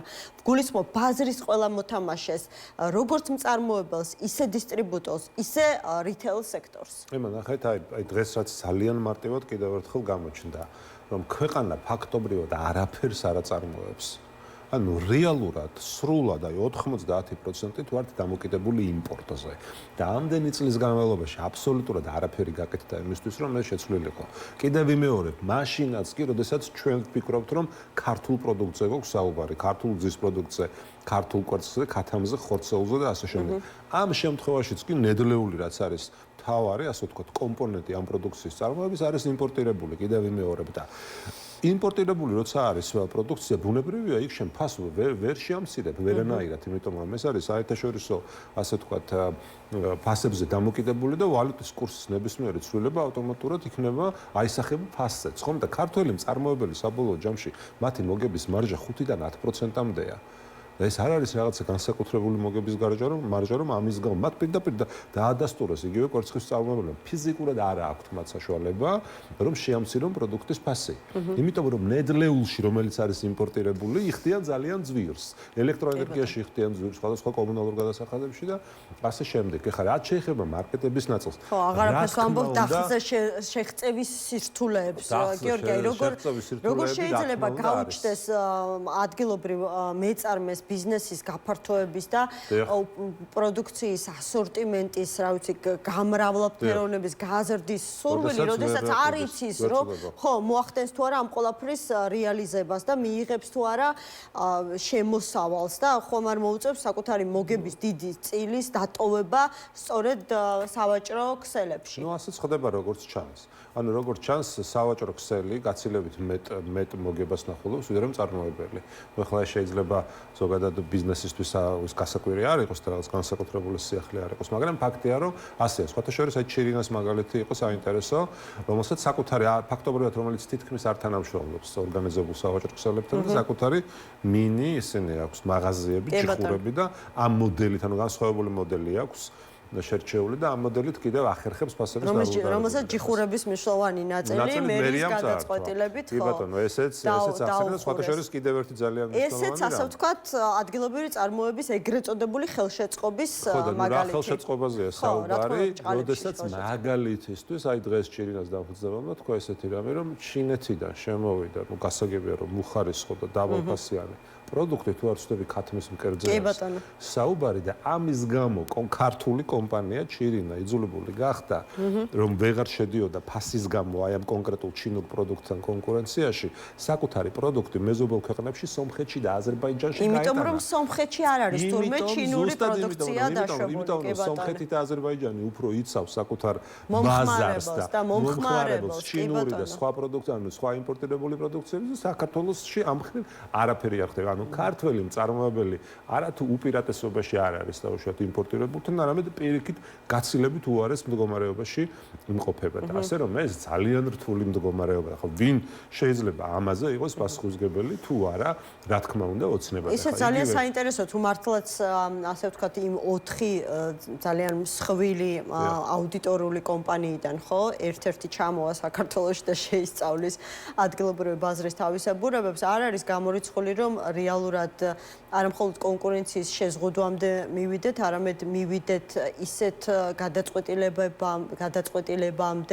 გადაწყვეტილებებამდე, რომლებიც რეალურად მომხმარებლის არათუ ინტერესებს და უფლებებს, არამედ მათი სიცოცხლისა და ჯანმრთელობისთვის რისკებსაც კი შეიცავს. ნუ რა თქმა უნდა, იმიტომ რომ ეხლა ეს ყველაფერი ხარისხზე, ეხლა საბოლოო ჯამში ისე არ გამოვიდეს, რომ იქ რაღაცა ფასები 10 თეთრით დაიკლოს, მაგრამ სამაგეროთ ეს ხარისხის შემცირების ხარჯზე მოხდეს, ხო? ამიტომ ეს ყველაფერი ძალიან სერიოზულად არის გასაკონტროლებელი. ჩვენ სხვათა შორის, ამიტომ ვამბობთ, რომ კი ბატონო, პარალელურად ვიმუშაოთ ფასების შემცირების კუთხით, ეს ძალიან მნიშვნელოვანია და თქვენ იცით, რომ ჩვენ ამის საწინააღმდეგო არასდროს არაფერი გქონია, მაგრამ მეორე მხრივ თავარი ეს არ არის ერთის მხრივ ხა ებრძოდე მაღალ ასე ვთქვათ მაღალ ფასებს და მოსახლეობას იცავდე მაღალი ფასებისგან და არ იცავდე დაბალი შემოსავლებისგან, ესეც ალოგიკურია.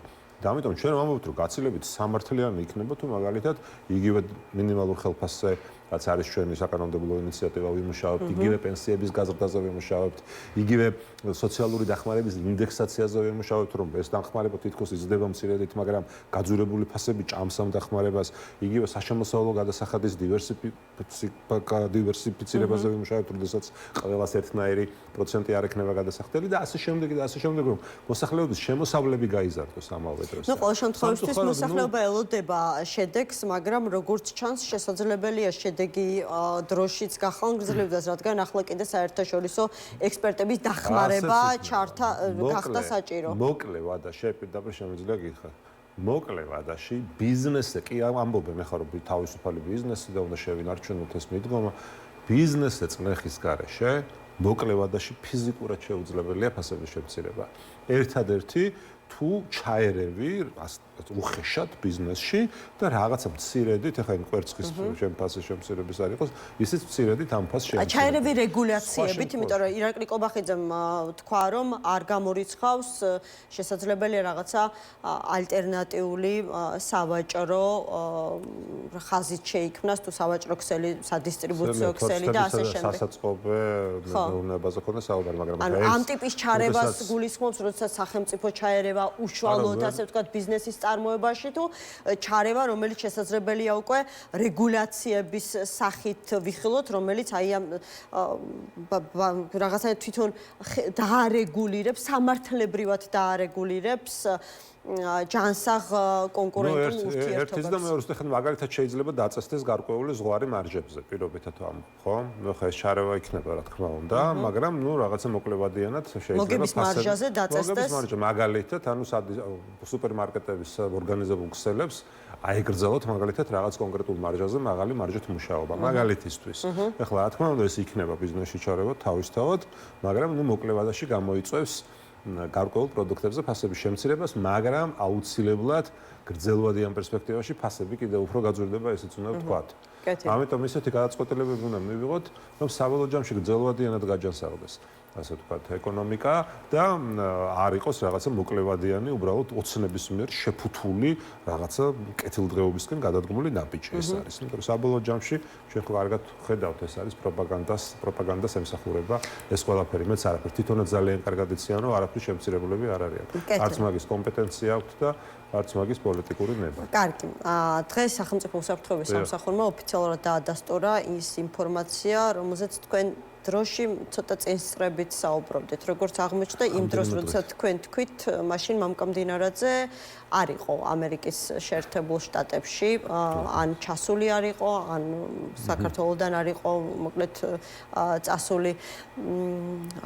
თუმცა მთავარი მაინც ის არის, რა მისიით იმყოფებოდა სუსის ხელმძღვანელი ამერიკაში. არსებობს რამდენიმე ვერსია დაწყებული დაუშვათ მათი შიდა რაღაცა საჭიროებებით, ანუ ურთიერთობების დაალაგებას გულისხმობდა პოლიტიკური დიალოგისთვის, ასე ვთქვათ, ნავსის გატეხვას, დამთავრებული იმით, რომ ამერიკის შეერთებულ შტატებს თავად აქვთ ინტერესები ირანთან დაძაბული ურთიერთობის ფონზე. თუმცა არიან ადამიანები, ვინც არც ერთს გამორიცხავს და არც მეორეს, რომ მამკამდინარაძე თავის დღის წესრიგით ჩავიდა ამერიკაში და ამერიკა აბსოლუტურად თავისი ინტერესებით დახვდა. თქვენ ისიც გეცოდინებათ, რა მისიით იმყოფებოდა სუსის ხელმძღვანელი შტატებში? ხო, პირველ რიგში ჯერ ამ ინფორმაციით დავიწყოთ, ეხლა თქვენ როგორ წარმოგიდგენიათ, როდესაც ესეთი ვიზიტი იგეგმება, ჯერ ეგერთი ამის პოსტფაქტუმ გასაჯაროება საერთოდ რა წესია, ხო? ან საერთოდ არ გაასაჯაროვო, ან სუსის ხელმძღვანელის ვიზიტი ამერიკის შეერთებულ შტატებში, ეს ვიზიტამდე რამდენიმე დღით ადრეც უნდა იყოს საჯარო. თქვენ გაასაჯაროვეთ ეს გიორგი და ალბათ თქვენ მიეცით ამის საფუძველი. ვიზიტის პერიოდშიც და ვიზიტის დასრულების შემდეგაც და გაცილებით მეტი დეტალი უნდა იცოდეს საზოგადოებამ, ვიდრე დღეს სუსის განცხადებიდან გავიგეთ. ეს მეორე შემთხვევაა, მინდა შეგახსენოთ, იგივე იყო ლილუაშვილის დროსაც და არ აქვს ახლა კარგად დაცდილი სუსის ყოფილ ხელმძღვანელს ეს ამბავი, როდესაც მაშინაც სწორედაც ჩვენგან გავიდა ინფორმაცია და შეფასდა ეს ვიზიტი როგორც ივანიშვილის მიერ ერთგვარი შიკრიკის გაგზავნად, ასე ვთქვათ. და ნუ ახლაც იგივე სიტუაციასთან გვაქვს საქმე. გამოჩნდება, ხო? ანუ ეხლა თუ იქ მართლა რამე ხელშესახები ასე ვთქვათ, შედეგი ქვეყნისთვის წამოიღო, დინარაძე, ხო ნახავთ, ხო ეს ფაქტია, რომ არანაირი ფოტო და ვიდეო მასალა, რომელიც რეალურად უნდა ახლდეს ასეთი ტიპის ვიზიტს, ხო ბევრს მიუთითებს, ხო ბევრ რამეზე მეტყობს, მე დღეს სოციალურ ქსელში პოსტიც დავწერე, ნუ მართალია ხა არ გვეხუმრება არავის, მაგრამ ნუ ნახევრად ხუმრობით, რომ მადლობა მამუკამ დინარაძეს ოჩახ რა უმაღლეს დონეზე მოამზადა ამერიკის ვიცე-პრეზიდენტის ვიზიტი სომხეთსა და აზერბაიჯანში. ხუმრობის გარეშე რა ინფორმაცია გაქვთ? ჩაგეცინათ, როდესაც გითხეთ, თქვენ პარტიაში თქვენი სუსი გყავთ და ისიც გეცოდინებათ, რეალურად ვის შეხვდა? მე მახსოვს, როდესაც დაანონსეთ, მაშინ რაღაცნაირად ეს გაკვრით ახსენეთ, რომ გქონდათ ინფორმაცია, ვის ხვდებოდა. ახლა უფრო დაზუსტებით გეცოდინებათ, ვის შეხვდა მამუკამ დინარაძე. განსაკუთრებულს რო ვერ შეხვდა, მაგაში უფროა საქმე, ვიდრე იმაში თუ ვის შეხვდა. ასე რომ თქვენ როგორ წარმოგიდგენიათ, ვისთან ქონდა შეხვედრის მცდელობა, ანუ განსაკუთრებულში შეხვედრები რო ქონოდა, მას ამას პირიქით ოცნება ასეთ შეხვედრებს კი არა, რაღაცა ქუჩაში შემთხვევით რო შეხვდება ადამიანები. ამერიკის ვიცე-პრეზიდენტი იმ დროს სომხეთსა და აზერბაიჯანში იმყოფებოდა, თანაც მილანიდან ჩაფრინდა, როგორც მახსოვს, ანუ კიდევ ვინ არის ისეთი, ვისაც შეიძლებოდა გადაეწყვიტა ქართულ-ამერიკული ურთიერთობების ბედი. არ ვიცი, გამოჩნდება მოკლედ. აი კიდევ იმერებ, გამოჩნდება. თუ ოცნება რასაც დღეს ამბობს და პარლამენტის თავმჯდომარე და ასე შემდეგ, რომ ეს ვიზიტი ემსახურებოდა საქართველოს და ამერიკას შორის ურთიერთობების გადატვირთვას, უსაფრთხოების საკითხებში თუნდაც, ამას ჩვენ ყველანი კარგად ვნახავთ. სამწუხაროდ დღეს სრულიად საპირისპიროს ვხედავთ, ხო? სრულიად საპირისპირო. არა, ამას ვნახავთ თუ ეს ვიზიტი კონკრეტული, ასე ვთქვათ, შედეგით, პოზიტიური შედეგით დასრულა. თუ ამ ვიზიტმა არაფერი მოიტანა, ვერაფერსაც ვერ ვნახავთ. ამიტომ გეკითხებით. ხო და ვერაფერს ვერ ვნახავთ, ესეც ხო შედეგია. ანუ ვერაფერს ვერ ვნახავთ. უშედეგო იყო. დინარაძის ამერიკული ვოიაჟი იყო აბსოლუტურად უშედეგო. ის ცარიერი ხელით დასრულდა? ამას არ ვამბობ იმას, რომ ეს გამოჩნდება. და თუ არაფერი არ მოყვა ამას, ნუ ბუნებრივია დადასტურდება, რომ ეს იყო უშედეგო. თორე ხა მე ნამდვილად არ მინდა, რომ უშედეგო იყოს პირიქით. ძალიანაც მინდა, რომ ჩვენ შორის ხა მე რეალურად რასთან გვაქვს საქმე, ხო? აი ისტორიული, როგორ გითხრათ, აი პროცესია, ღალატი რეალურად, აი მეტი რა უნდა იყოს შენი ქვეყნის ეროვნული ინტერესების ღალატი, როდესაც შენი მეზობლები ეს თავისი ქვეყნის და ხალხის საუკეთესო ინტერესებით მოქმედებენ და შენ ამ დროს, რომელიც სულ რაღაც 4-5 წლის წინ ლიდერი იყავი რეგიონში, ამერიკასთან სტრატეგიული ურთიერთობა უმაღლეს დონეზე ქონდა, ასოცირებულ ტრიოში ლიდერი იყავი და ყველაზე სწრაფად შენ უნდა შესულიყავი ევროკავშირში და ყველა ამ მიმართულებით სულ რაღაც 4 წელიწადში არათუ უკან დაიხია, არამედ საერთოდ არავის აღარ ახსოვხარ. დღეს ახალი პოლიტიკური წესრიგი იქმნება კავკასიაში ამერიკის როგორც უსაფრთხოების მთავარი გარანტორის და ამ ქვეყნების ეკონომიკური განვითარების მთავარი ასე ვთქვათ გარანტორის სახით, სადაც საქართველოს ეს აწუხებს საქართველოს ოცნებას ყველაზე მეტად და ამიტომ მიავლინა გამდინარაზე? აგას ვამბობ ზუსტად, ოცნებას სხვა რამე აწუხებს, ოცნებას აწუხებს სანქციები, დასანქცირებული ივანიშვილი, მაგნიტსკის სიაში ყოფილი და მოქმედი მაღალჩინოსნები და ასე შემდეგ. ეს არის მათთვის თავარი საზრუნავი, თორემ ახლა არაფერში რო არ ადარდებთ საქართველოს სტრატეგიული, გეოსტრატეგიული როლი და სხვა ფაქტორები ეს ძალიან კარგად ჩანს, ხო? კარგი, გასაგებია რომ აი ამ ვიზიტის მიზნების შესახებ მეც არაფერს არ ამბობს ქართული ოცნება და თავად სუსი, მაგრამ ამერიკის შეერთებულმა შტატების საელჩომაც ბევრი არაფერი თქვა, ისევ ის გაიმეორეს, რაც თქვა სუსმა, რომ მდინარეზე შეხვდა ამერიკის ოფიციალური, ასე ვთქვათ, სახელმწიფო უსაფრთხოების სამსახურის უფროს უსაფრთხოების სფეროში და თანამშრომლობაზე, ასე ვთქვათ. ერთ მნიშვნელოვანი სიტყვა გამოტოვოთ, ყველაზე მნიშვნელოვანი ჩემო სტანდარტული ფორმატი იყო ესეთი მინიშნება. ხო, ეს რას ნიშნავს? მაგას ნიშნავს, რომ სტანდარტული და არაფერი განსაკუთრებული დონე არ ყოფილა, ხო? სტანდარტული სწორედ იმას ნიშნავს, როდესაც ეხლა ასე თუ შევხედავთ, ნების ტერორისტულ ქვეყნებთანაც კი თანამშრომლობენ უსაფრთხოების საკითხებში თუ ეს საჭიროა, ხო, ამერიკელები, ასე რომ ამაში განსაკუთრებული არაფერია. მაგრამ ყველაზე სამწუხარო ის არის, რომ მე ამას ეხლა ნიშნის მოგებით კი მინდა ესე გამიგოთ, საუბრობ, რა თქმა უნდა ეს პრობლემაა, დიდი პრობლემაა.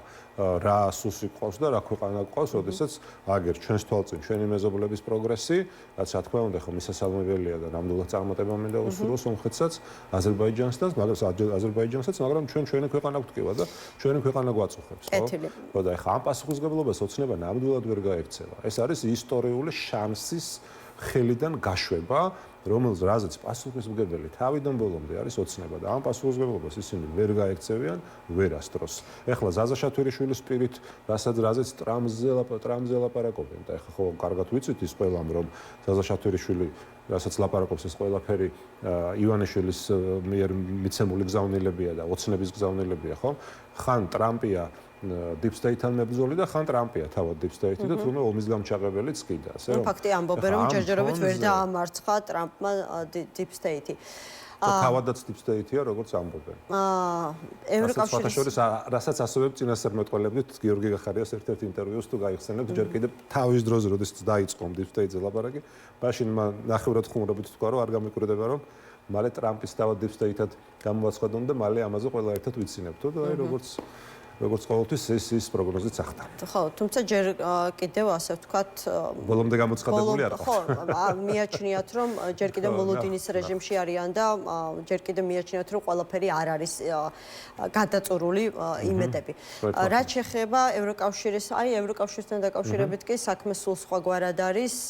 ევროკავშირის წევრმა სახელმწიფოებმა მხარი დაუჭირეს ქართული დიპლომატიური პასპორტების ფლობელებისთვის ვიზა ლიბერალიზაციის შეჩერებას. მე რამდენადაც მახსოვს, განურჩევლად იმისა ოპოზიციას წარმოადგენენ თუ ოპოზიციას დიპლომატიური პასპორტებით აღჭურვილი იყვნენ ასევე პარლამენტის დეპუტატები. ისე საინტერესოა ეს სანქცია თქვენ ხომ არ შეგეხებათ? არა, ნუ ჩვენ არ გვაქვს ეს დიპლომატიური პასპორტები, ძირითადად დიპლომატიური პასპორტები სარგებლობენ ხელისუფლების მაღალჩინოსნები, მინისტრები, ამასრულებელი ხელისუფლება და ასე შემდეგ და ძალიან კარგი თუ მათ ეს დისკომფორტი შეექმნებათ. და შეუქმნეს რეალურად ეს დისკომფორტს, ანუ არ იმგზავრებენ დიპლომატიური პასპორტებით, გაემგზავრებიან იქ სადაც ასე ვთქვათ ეროვნული ზებს გამონახავენ, ახლა გასაგებია და ამას არავინ არ ამბობს რომ ვერ გამონახავენ, მაგრამ ეს ხომ მარტო ამ დისკომფორტამდე არ უნდა დავიყვანოთ, ხო, მოგზაურობის დისკომფორტამდე, ეს არის პოლიტიკური გზავნილი. პირველ რიგში პოლიტიკურად გვაწუხებს ჩვენ ეს საკითხი, როდესაც ეს უვიზო მიმოსვლის რეჟიმი იყო რაღაც ევროკავშირთან პოლიტიკური აფილიაციის, ასე ვთქვათ, ერთ-ერთი წერტილი და ერთ-ერთი ამოსავალი წერტილი. ხა ამ დროს ესეთი გადაწყვეტილება კიდევ ეხლა ვამბობდი ზუსტად რომ რამდენიმე წლის ლიდერები ვიყავით ასოცირებულ ტრიოში და ყველაზე სწრაფად ჩვენ უნდა გაგვევლო გაწევრიანების გზა და მოლაპარაკებების ფაზა და ამ დროს მივიღეთ ვითარება, როდესაც ევროკავშირი მათ შორის დიპლომატიური პასპორტის ფლობელებს უქმებს უვიზო რეჟიმს და ანუ ეს სერიოზული პოლიტიკური გზავნილია და რა თქმა უნდა ახლა ოცნების ყველა ლიდერი ვინც დღესაც მათ შორის კომენტარს აკეთებდა ამ თემაზე, ყველას თავად დაყავს ეს მოგზაურობის დისკომფორტამდე და სინამდვილეში ეს ასე არ არის. ეს არის ძალიან მნიშვნელოვანი პოლიტიკური გზავნილი და ერთხელ და სამუდამოდ თუ გონს არ მოიგებიან და რაც მალე მოიგებიან გონს მით კიდევ უკეთესი მათთვის, თორე ქართულ ხალხს რომ არ უნდა შეეხოს ეს უვიზო მიმოსვლის რეჟიმის შეჩერება. ამაზე ჩვენ არაერთხელ გვისაუბრეთ, დღემდე ვმუშაობთ რომ ეს არ მოხდეს. კი ბატონო. მაგრამ მათი მიმართ სანქციები კიდევ უფრო უნდა გაძლიერდეს. სხვა შორის კიდევ ერთი ამბავი არის ის, რომ დღეს ოფიციალურად დაიწყო მუშაობა საქართველოსთან მიმართებაში EUTOS მექანიზმი. ახლა ვრცელდება ინფორმაცია, რომ ქართულმა ოცნებამ უარი თქვა მექანიზმის ფარგლებში საკუთარი ექსპერტის წარდგენაზე. ეს ნიშნავს თუ არა იმას, რომ ქართული ოცნება არც ერთ ასპექტში არ ითანამშრომლებს EUTOS ექსპერტებთან. მოგითხოთ, ქართული ოცნების ფრაქციის თავმჯდომარე პირველივე სხდომაზე საგაზაფხულო სესია რო გაიხსნა, გამოვიდა პარლამენტში პოლიტიკური მოხსენების დროს და პირდაპირ საჯაროდ თითქოს გამოხატა მზაობა, რომ კი ბატონო ჩამოვიდნენ და აქ ვართ და მზადვა. შალპაპუაშვილმა ხო? გულისხმობ კირცხალია. შალპაპუაშვილის განცხადებაც მახსოვს, რომ ზეპირად კი ნულაპარაკობენო. კი ბატონო, ჩამოვიდნენო და ნახოთ. შეისწავლონო და დარწმუნებული ვარ, მე რომ იტყვიანო კოხორასი არ იყოს, იტყვიან რომ ჩვენ ყოფილვართ დამნაშავეო. ეს გასულ კვირას იყო ეს ამბავი. ხა არ გამიკვირდება რომ ეს გადაწყვეტილება შეცვალონ, იმიტომ რომ რა თქმა უნდა ამ სიმართლეს ისინი ვერ დაემალებიან. მით უმეტეს ისეთი მნიშვნელოვან, ასე ვთქვათ, საგამოძიებო ინსტრუმენტს და მექანიზმს, როგორიც არის მოსკოვის მექანიზმი. თქვენ თუ ითანამშრომლებთ, იმიტომ რომ ერთ-ერთ ინტერესის საგანს მოსკოვის მექანიზმისაც წარმოადგენს 2024 წლის ნოემბერ-დეკემბერში აქციების დაშლისას გამოყენებული ქიმიური ნივთიერება და თქვენ ამ საკითხთან დაკავშირებით ხო გქონდათ მოთხოვნა, რომ ეს საკითხი უნდა იქნას შესწავლილი 20 ივნისის მოვლენებთან ერთად, იმიტომ რომ შესაძლებელია, რომ მაშინაც და 2024-შიც გადაწყვეტილება ერთი აქციების დაშლის მეთოდოლოგიის შესახებ ერთი პირის მიერ იყო მიღებული. თქვენ თუ ხარ ნუ ახლა შემზადვა. მიაწოდოთ ინფორმაცია. ყველანაირად ჩავერთვებით, როგორც ხდება საჭირო და ჩვენი კომპეტენციის და ჩვენი უფლებამოსილების ფარგლებში და რა თქმა უნდა გვაქვს დიდი იმედი, რომ გვექნება კიდე შეხვედრები. ნახოთ ახლა ჯერჯერობით ეს დეტალები არ არის ცნობილი. თუმცა თანამშრომლობისთვის მზად ვართ და კი ბატონო, და დებატებთან დაკავშირებით კითხავთ ბოლოს, ხო, კრიტიკა ოპოზიციის ნაწილის მხრიდან ისევ ისმის აი თინახი და შელუმა თქვა, რომ პირიქით, სადაც შეხვდები ყველგან უნდა ედებატო ქართულ ოცნებას, თუმცა აი ფორმატია მისთვის მიუღებელი, ფორმატთან დაკავშირებით ბევრს აქვს შეკითხვა. ზოგი ვინც უკეთ არის ჩახედული ფიქრობს, რომ ეს განგებარის ამდენი ადამიანი მოწვეული, რომ როდესაც შენ რაღაცა 2 წუთიან სათქმელს იტყვის, ანამ შენამდე ისე მოვა რიგი, შესაძლებელია ის რაც თქვი ყველას გადაავიწყდეს. ხართ თუ არა კმაყოფილი და აპირებთ თუ არა კიდევ მიიღოთ ასეთ ფორმატში მონაწილეობა. თქვენ იცით რომ ჩვენ დებატი გვაქვს ოცნებასთან პარლამენტში პირველ რიგში და ეს არის ჩვენთვის ყველაზე მნიშვნელოვანი სივრცე და პლატფორმა პოლიტიკური დებატების და ფაქტიურად ყოველდღიურ რეჟიმში. რაც შეეხება ამ სატელევიზიო დებატებს, ჩვენ ამას დებატებს არ ვეძახით, ყველაფერს თავის სახელს ვარქმევთ. და ეს არის პანელური დისკუსია. პანელური დისკუსია, სადაც ახლა როგორც თქვენ ამბობთ, 6 მონაწილე, 8 მონაწილე და ასე შემდეგ კონკრეტული ფორმატი. ეს არ არის პოლიტიკური დებატი, მაგრამ ყველა კონკრეტულ შემთხვევაში ჩვენ მივიღებთ კონკრეტულ გადაწყვეტილებას. ახლა ამ შემთხვევაში თუ გულისხმობთ რუსთავი ორის დებატს ფასებთან დაკავშირებით, იქ რამდენიმე ფაქტორის ერთობლიობა იყო, თემის მნიშვნელობა, პლუს ამას იმის სივრცე რომ კობახიძისთვის სათქმელი პირში გვეთქვა და ეს ნამდვილად ჩვენმა ერთ-ერთმა ლიდერმა ძალიან კარგად მოახერხა და შესაბამისად აქ ვიყავით. ანუ ამ შემთხვევაში აი ამ პანელურ დისკუსიაზეც კი წავედით და ნახოთ სხვა შემთხვევებშიც ინდივიდუალურად მივიღებთ გადაწყვეტილებას. მადლობა გიორგი შარაშიძეს, გახარია საქართველოსთვის, საქართველოს პარლამენტის დეპუტატი იყო ჩვენი გადაცემის სტუმარი, სულ ეს იყო ამ დროისთვის.